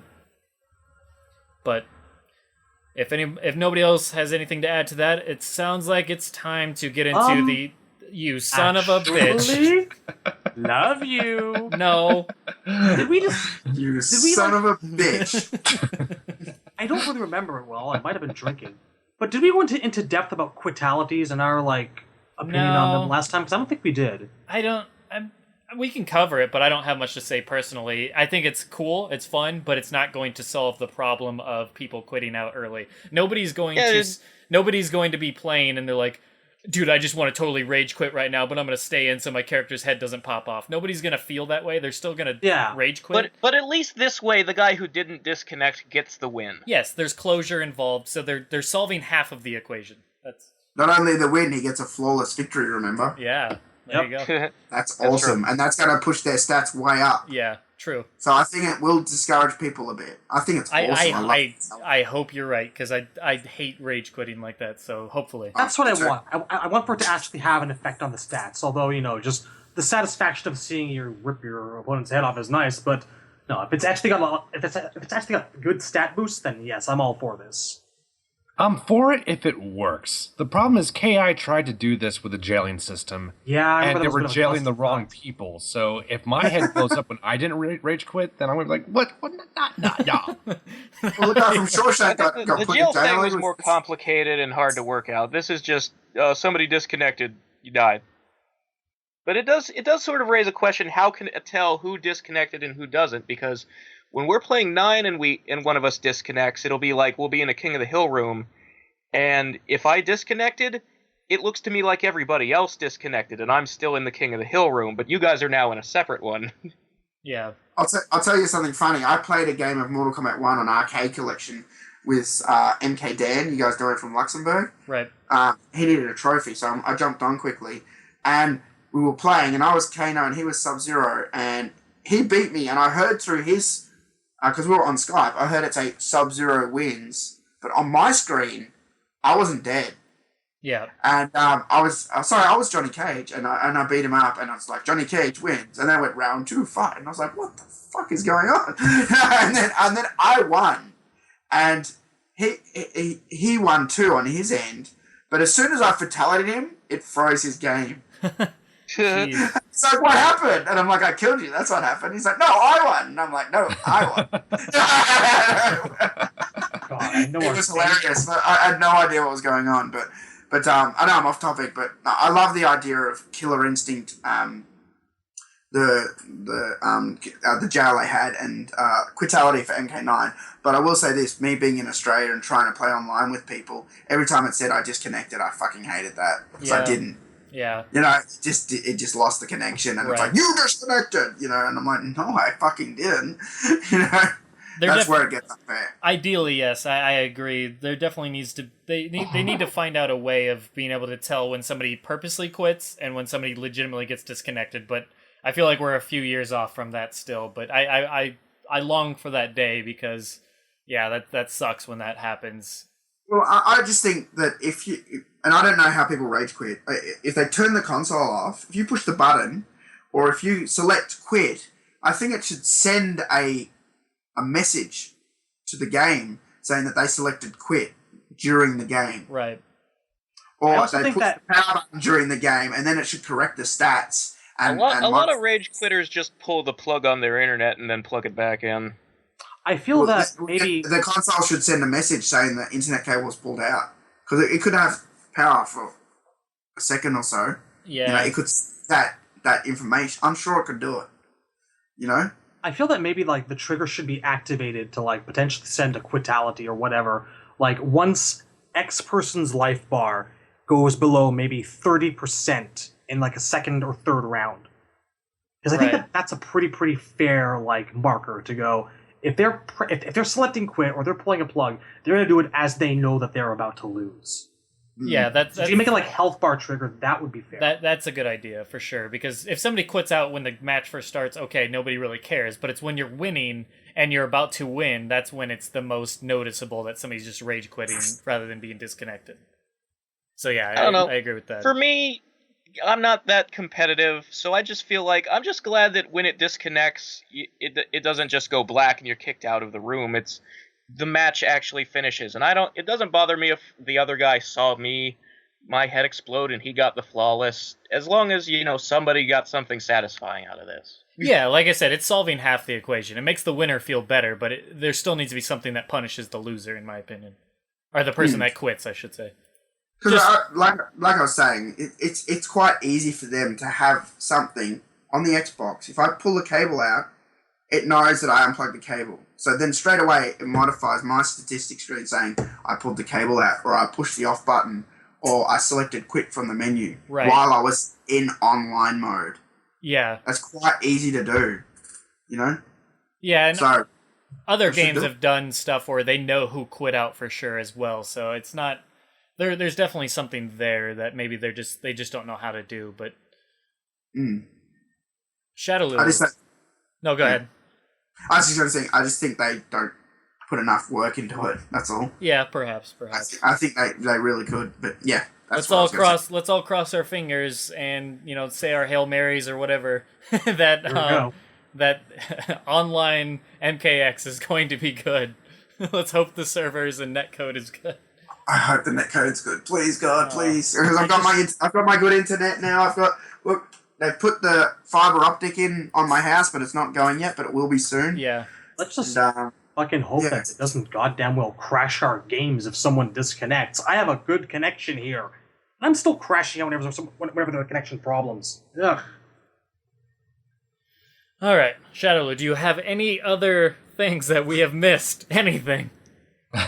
I happen to know for a fact that Temp is right now doing a very sexy drawing of Shinnok skinny dipping. Okay, we're moving on. I would like him to... He's got a hat on. He's not completely naked. Is his shirt on? Showing that six-pack? You have to draw the hat. Who knows what his hair looks like under it? You gotta put those little, devil horns up on there, dude. You better make him look like a matador.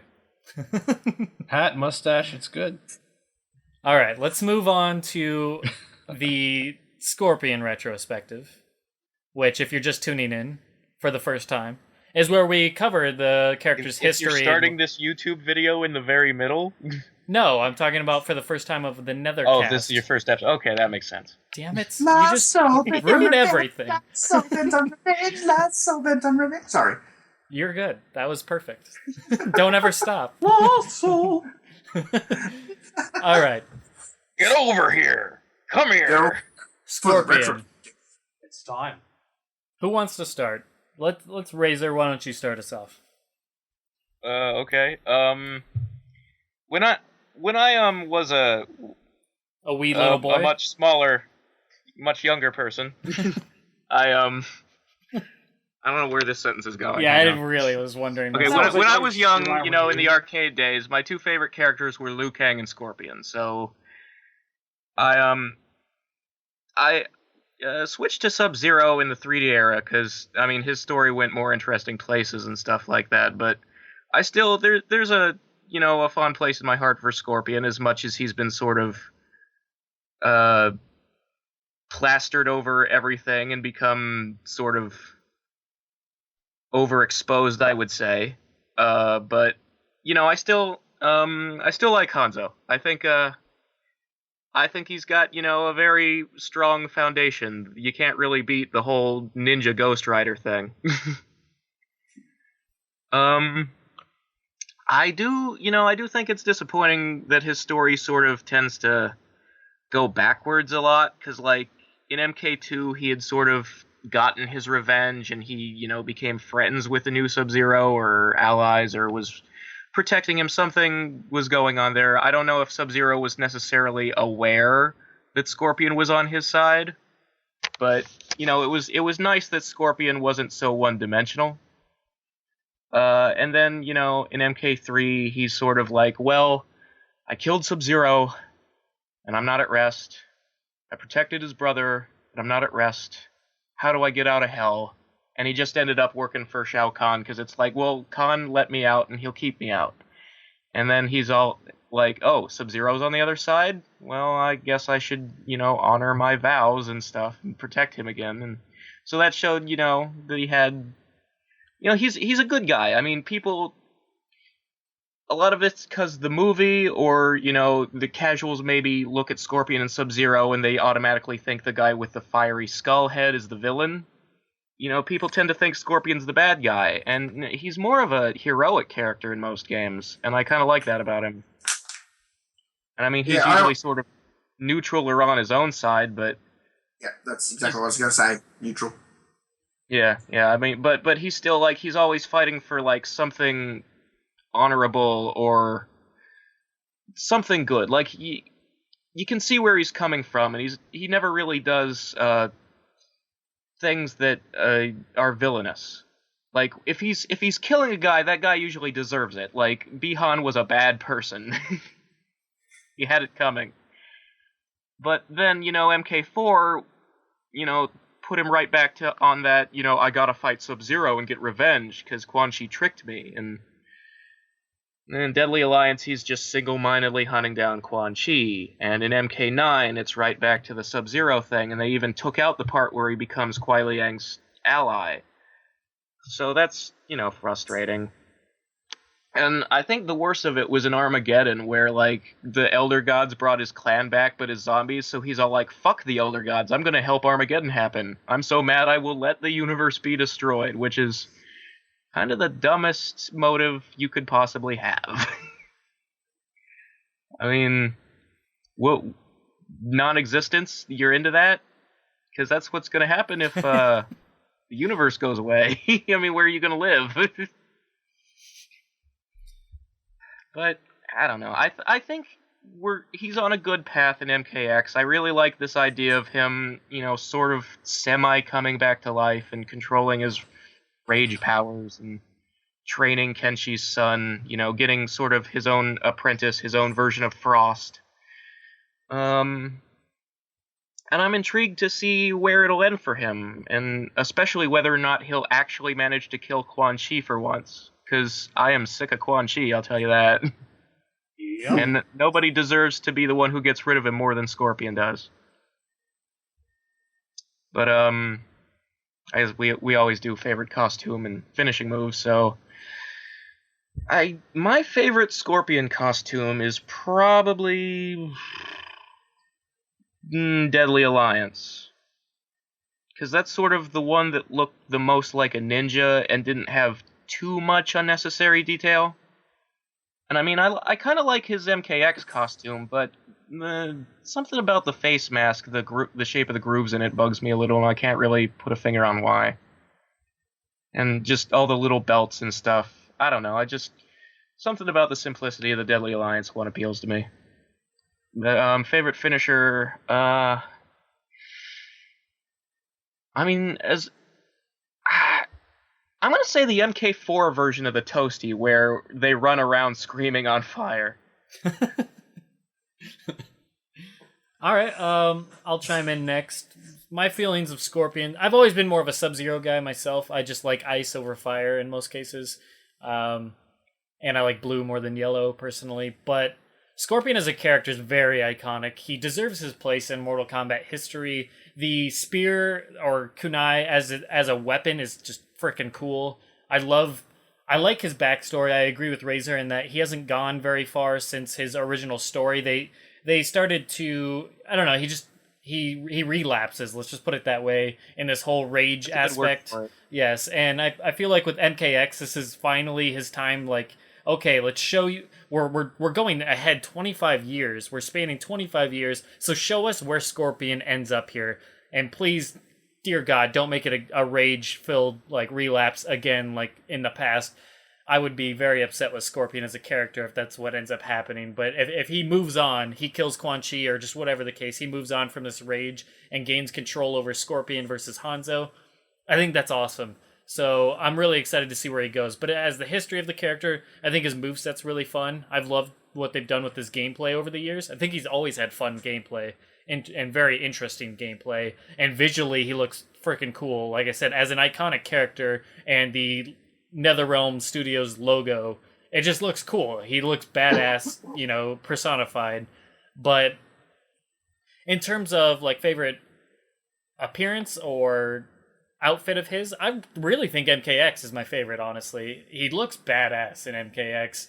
Just from top to bottom, his whole outfit just looks really freaking cool. And I think it screams ninja to me. So I love the detail in the costume.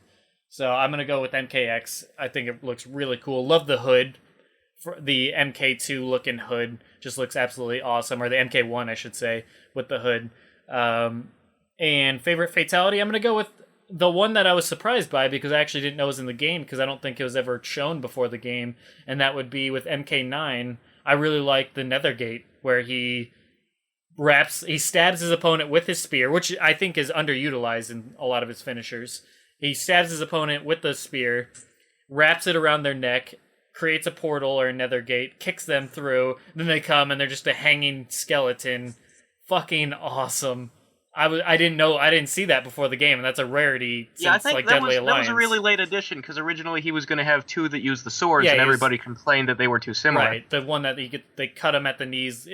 Quan Chi ended up getting it, but yeah, it's a rare occurrence where we don't see all the fatalities before the games these days, just because they usually show a lot of it, and I was so surprised when I saw that fatality in the game, and I was just like, that's fucking badass. So, yep, those would be my two favorites.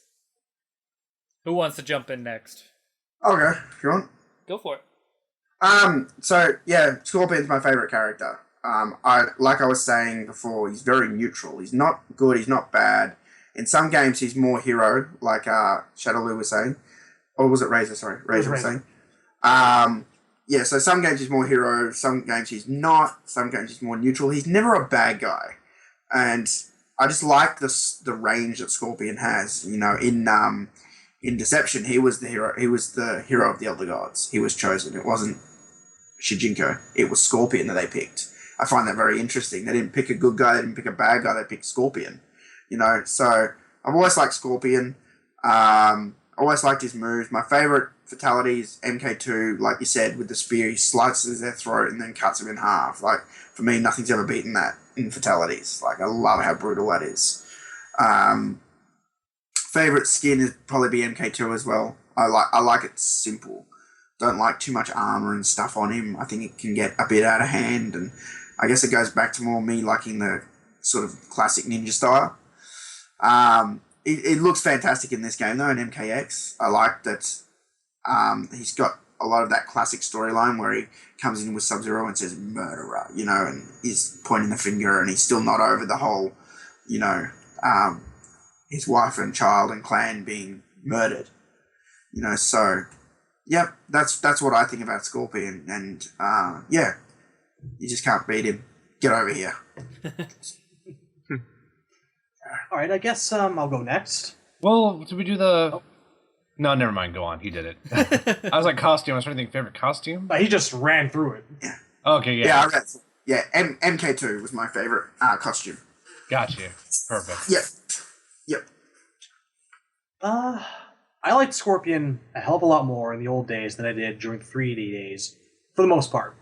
Like, I'm with Razor here. I really, really enjoyed his arc up to the point where he became Sub-Zero the Second's kind of protector or / swore not to hurt him, whatever they slowly retcon that into. And I was really disappointed when starting in MK4 he just went down the old angry trip again. But you know, whatever. He's Scorpion, I'm not going to be angry that he's there. And and one thing I've always liked about the character is all those little experiments that they've had with him over the ages in terms of gameplay. I feel like they've taken a little bit more of risk, like a few more risks with Scorpion than most people. Like the little axes that he used to bust out during UMK3. The fact that it seems to be easier to give him different variations and things and special moves that can sort of, you can see, become part of his repertoire for extended periods of time. Like the flip kick that he got, you know, in Deadly Alliance, and he stuck with that for a good while. And you know, he didn't start out with like the little ground sweep until MK2, and that became a classic move, along with the air throw. Like he's really built a repertoire of interesting and varied special moves over the ages, and I've always enjoyed that about him. But back to the story. So yeah, he's angry up until Deception, and I was really happy to see that, oh hey, he's the Elder God's chosen warrior. This is amazing. I can't wait to see where they're going to go with this next, and oh, okay, the Elder Gods are trolls. Like, Scorpion's entire original series plotline is just this series of missed opportunities. Like, they couldn't decide to take him in one direction because I guess they viewed the whole Sub-Zero Scorpion relationship as too iconic, and that's a shame. And they seem to have been kind of learning their lesson with that recently. So, one of the things that I maintain that MK9 did a lot of things right. And one of the things that I think MK9 really did well in was showing us just that extra bit of dimension to Scorpion. The fact that it took Quan Chi an extra amount of cajoling after Rain had convinced him to not kill Bi-Han. You know, he didn't want to do it. And, you know, it took Quan Chi going, remember, he killed your family. Look, I'll show it to you. Like, Scorpion was hesitant to murder him until Raiden, of course I blame Raiden for everything, until Quan Chi pushed him over the edge, just a little bit. And it is kind of a shame that we didn't get to see him do too much after that, but such is the fate of Scorpion, I suppose. And MK2 and 3 just kind of hanging around. If we can't, you know, blame the older brother for the younger brother for the older one's actions, then what the hell? It's a shame that, like, they really did not follow through on that as much as they could have. But anyhow, that said... Well, you raise a thought. Can I interject for a second? Shoot. When you say, like, the Scorpion Sub-Zero rivalry and the fact that they keep bringing it back even after it's been resolved because it's so iconic, I was just thinking, what they always should have done, I mean, at least since Deception when they revealed that Noob Saibot is Bi-Han, they should have changed it to a Scorpion-Noob Saibot rivalry. And if you were going to ever have, like, Scorpion and Kuai Liang at odds again, it should be over Noob, like... Scorpion wants to kill him. He's like, I created this monster. I have to destroy it. And Sub-Zero's like, no, he's my brother. He can still be saved. You know, that would be interesting. They could even, like, start a feud over, like, the Netherrealm throne. Because I would find that interesting, because Noob wants to be up there. We've seen that. And what if we could actually have, like, someone up on the Netherrealm throne that wouldn't actually, for once, maybe abuse their power? I would trust I had a thought about that, like, where I would have gone with him maybe in or after Armageddon is keep him the champion of the Elder Gods, but have the gods go, look, the problem is everybody keeps getting out of hell. Why don't you guard the gate? You be in charge down there. And that would be something cool for Scorpion to do. I would love that. Where was I? No, I guess I've pretty much covered most of the bases here. I liked Scorpion much more in the older days than I did up until MK9. MK9 has me interested once again. And sure, he's a hell of a lot of fun to play as. You mean MKX? Hmm? We're saying 9. No, I did mean in 9. I was interested in him. I wasn't interested in him during 3D days as much up until 9, when I'm like, they've got my interest again, because they're giving him a bit of a personality apart from he's angry, which they relied on a little bit too well. But X, I was wondering for so long, when I considered Scorpion to have become kind of a stale character, what would happen if he was given life again? And I'm still floored, out of all things, that they brought him back to life. Which actually is kind of a flip side of a bit of a coin. Because now we're used to seeing dead people come back left, right, front, and center. And one of the things that Scorpion had going for him, very much so in the early days, is the fact that he actually had a bit of a creep factor to him. I've mentioned it before, I don't like the fact that they gave him a flaming skull starting with like Deadly Alliance onward. I've never liked that Ghost Rider parallel. When he seemed like an angry, vengeful wraith of a thing before we know Noob was envisioned as a wraith, that's when I liked him the most. When there was a little bit of actual fear to be seen in him.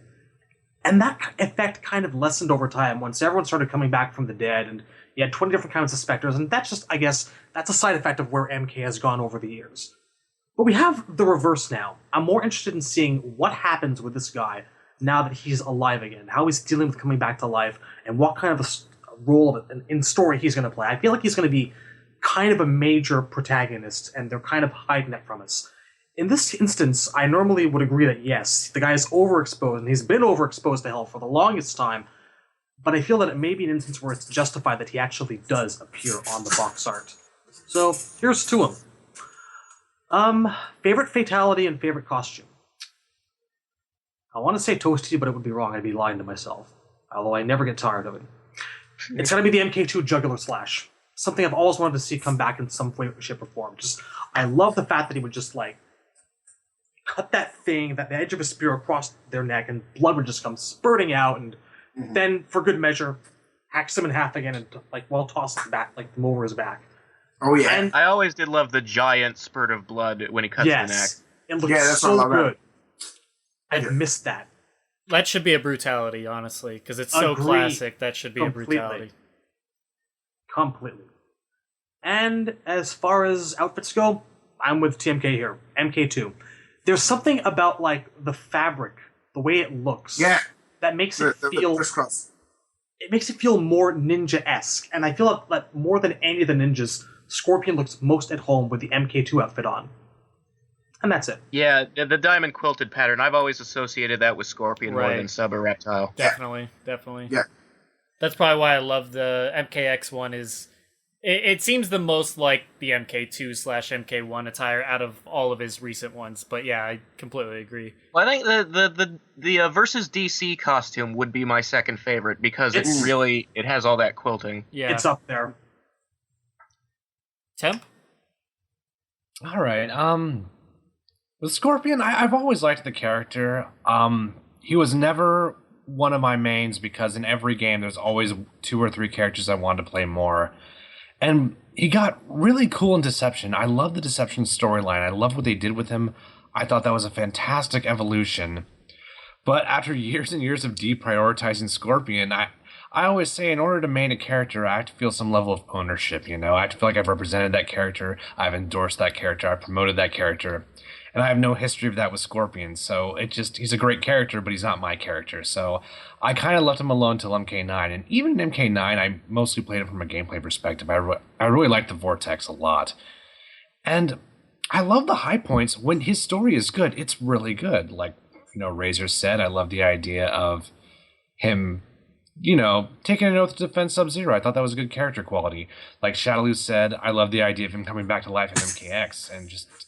the idea of him having a protege now and him developing as a character and developing someone else's character, he needed that years ago. And we finally made it to that point, And if the rumors are true, there will be some sort of Sub-Zero Scorpion alliance in this game. And all I can say is finally. There was no reason those two couldn't help each other out since MK2. And in a way they did, but that's unfortunately ancient history. So I like Scorpion a lot. If you were to ask me to rank any character If you showed me the Armageddon select screen and said, rank your favorite characters 1 through 64, I don't know where I could play Scorpion because he's been such a non-category for me for so long. I've always been a Sub-Zero guy that, Scorpion never really even fit into the scheme. Like, I know where I'd put Jax. I know where I'd put Kira.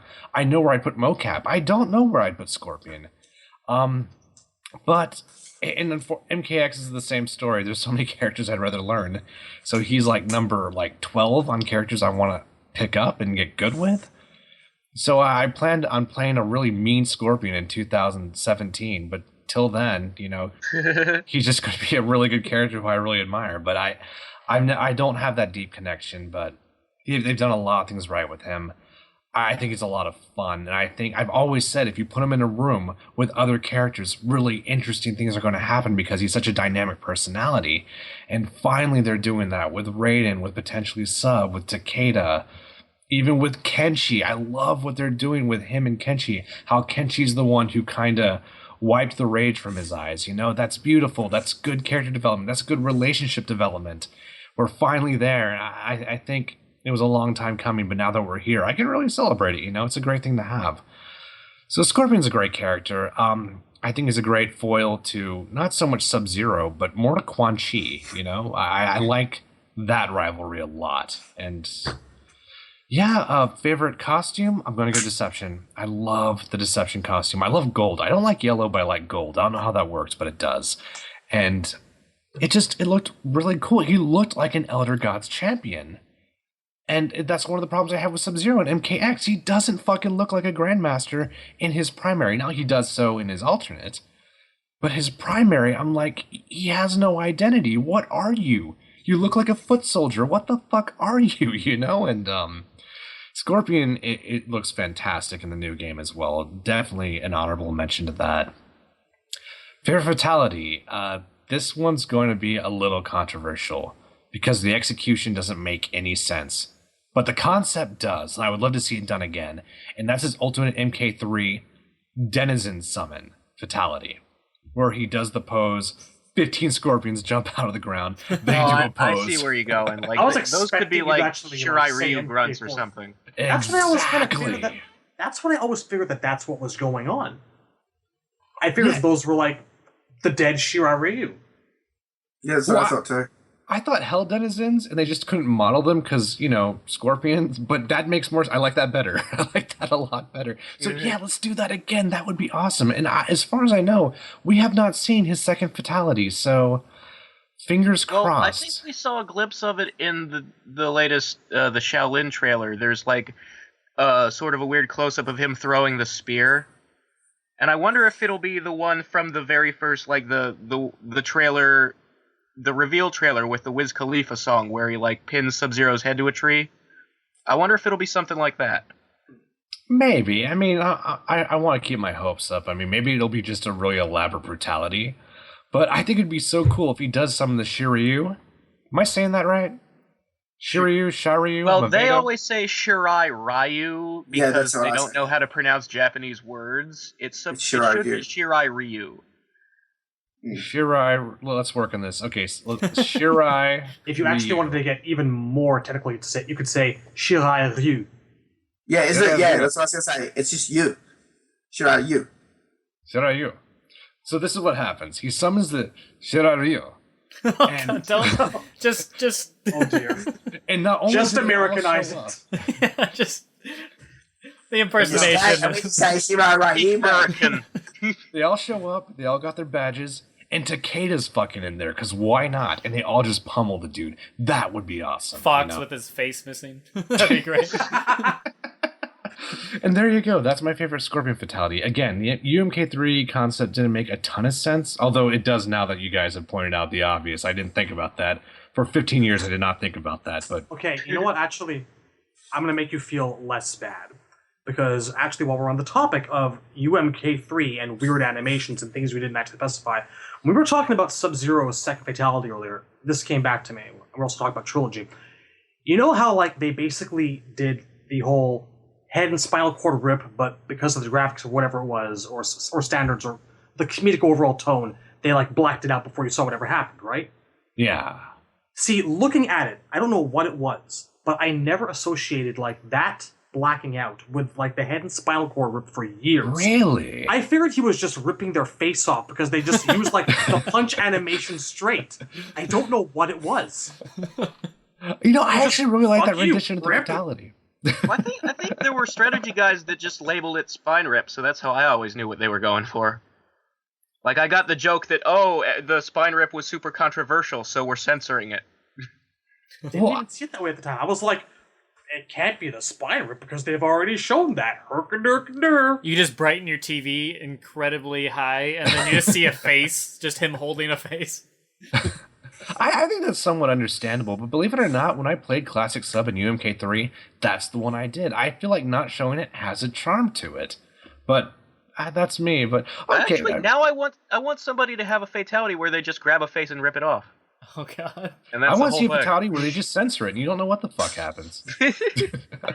More censorship in our Mortal Kombat. No, it'd be funny if they put they had like one please, black please. censor bar, and it was over the face he's holding, but not over the beat skull of the victim. If Injustice ever has fatalities, which obviously it wouldn't, I want to see Joker do the same thing, but rip off his own face. Harakiri? All I'm going to say is I never want censorship on my Mortal Kombat games again. Agreed. Fair enough. Yes. Fair enough. I think most That's people all I feel got. that way. Okay, that does it for the retrospective. And Temp, you have 3 questions. You're not going to get me this time. I got two. Okay. So go ahead and ask your questions. Okay, so obviously we know your favorite character is Scorpion, right? What would you do if they had stuck with one of the Scorpion storylines, whether it be the MK2 Sub-Zero Oath, or the MK Deception Elder Gods Champion, or the MK4... No, cross that. That's basically what we got. What would you pick? What would you have rolled with? If you could keep one of those storylines and expanded upon it instead of kind of, bait and swapping it like they did in the actual game. Was this to me? Sorry. Yeah. Yeah, definitely. Okay. So it was either the MK2 storyline where he's protecting Sub-Zero, or the MK3 one, was it? Sorry. Or the Deception Elder Gods Champion. Which storyline would you have Elder rolled Gods with? I'd have to go with the Elder Gods Champion one. There's a lot you could do with that. Whereas if you're stuck with just I protect Sub-Zero, it's you could work it to work, but it'd be a lot harder to work it to work like being the Elder Gods Champion. All sorts of things could come up. He could actually go and see the Elder Gods. He could talk to him like Raiden. Maybe Raiden could die and he becomes Earthrealm's new protector. All sorts of possibilities because Scorpion is from Earthrealm. So I'd have to definitely go with that one for me, with the Elder Gods Champion, for sure. Okay. Yeah, it's a very flexible role where you could do a lot of cool stuff with it. And with my second question, you've been playing Mortal Kombat for a long time, so if we had a genie in a lamp and you could remaster any Mortal Kombat game, 1 through Armageddon even, with the MKX engine, which one would you remaster? Without a doubt, no question, Mortal Kombat Deception, baby. Really? That's awesome and fascinating. Cool. I thought you were going to say Right on the MK2, but that was a good answer. Go on. Yeah. No, I love MK. I love MK2, and I wouldn't fuck with that game. Like it's fantastic how it is. But MK Deception, I love that game.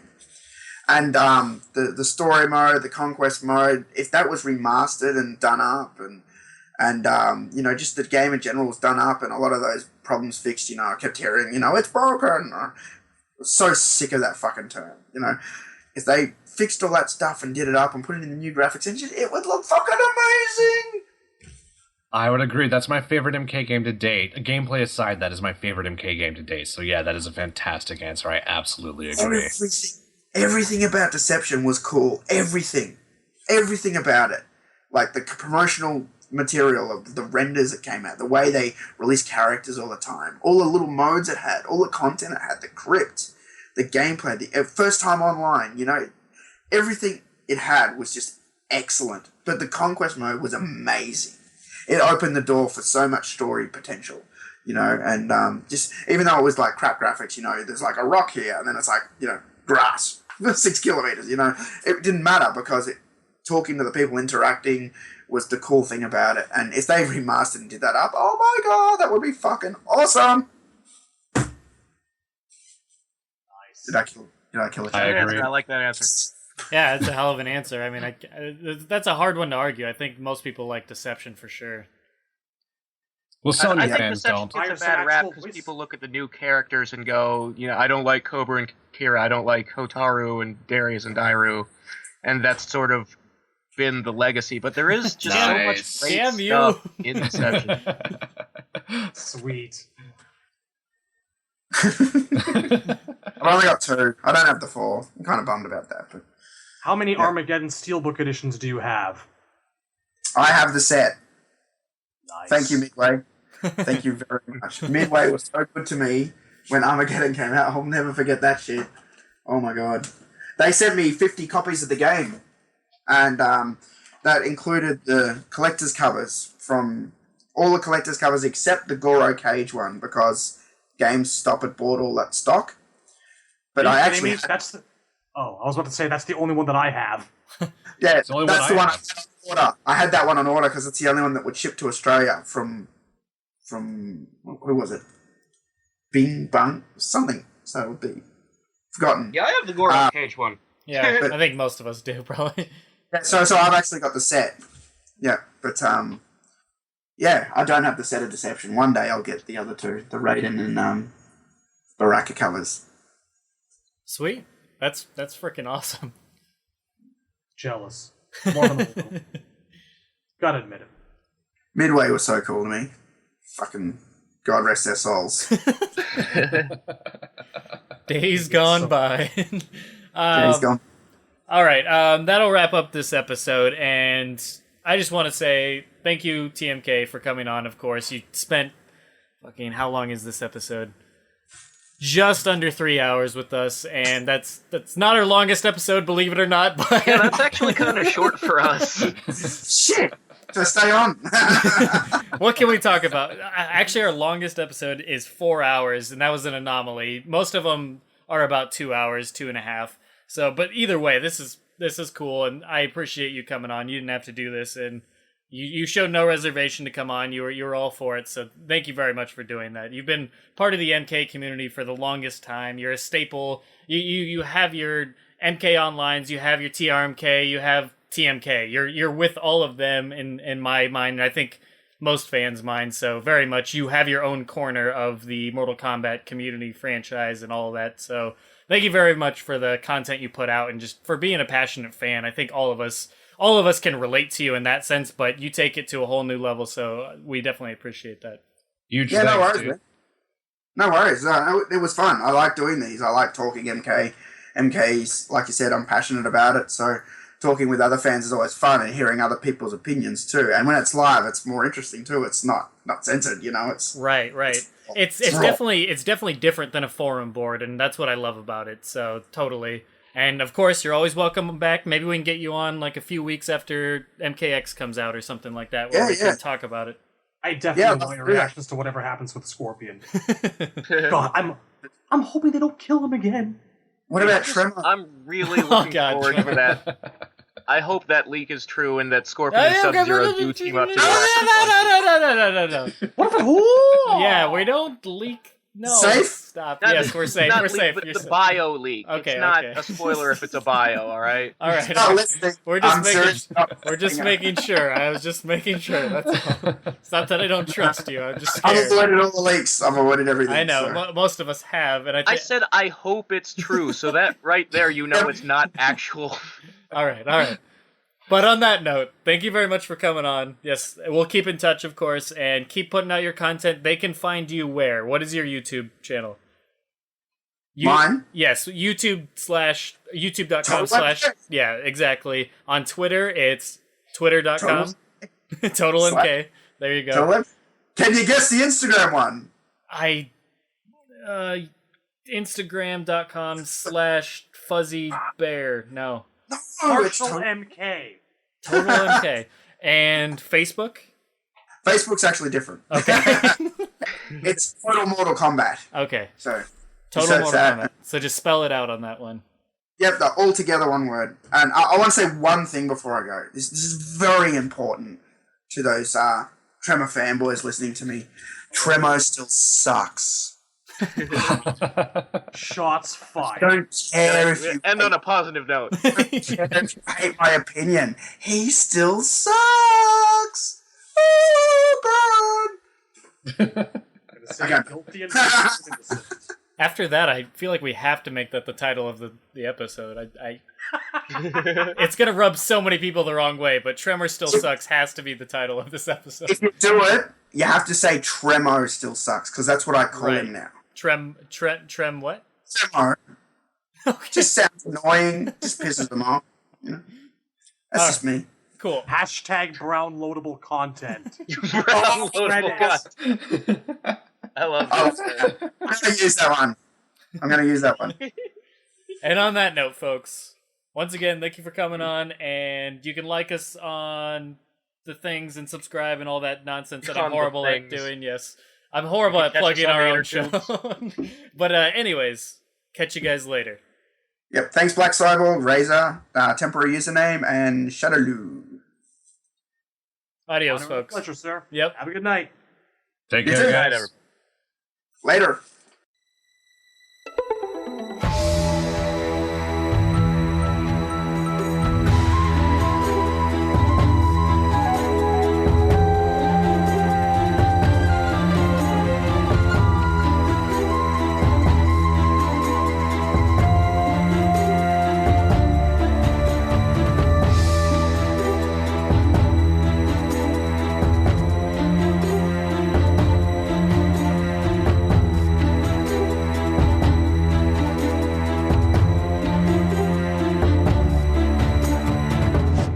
You will never win.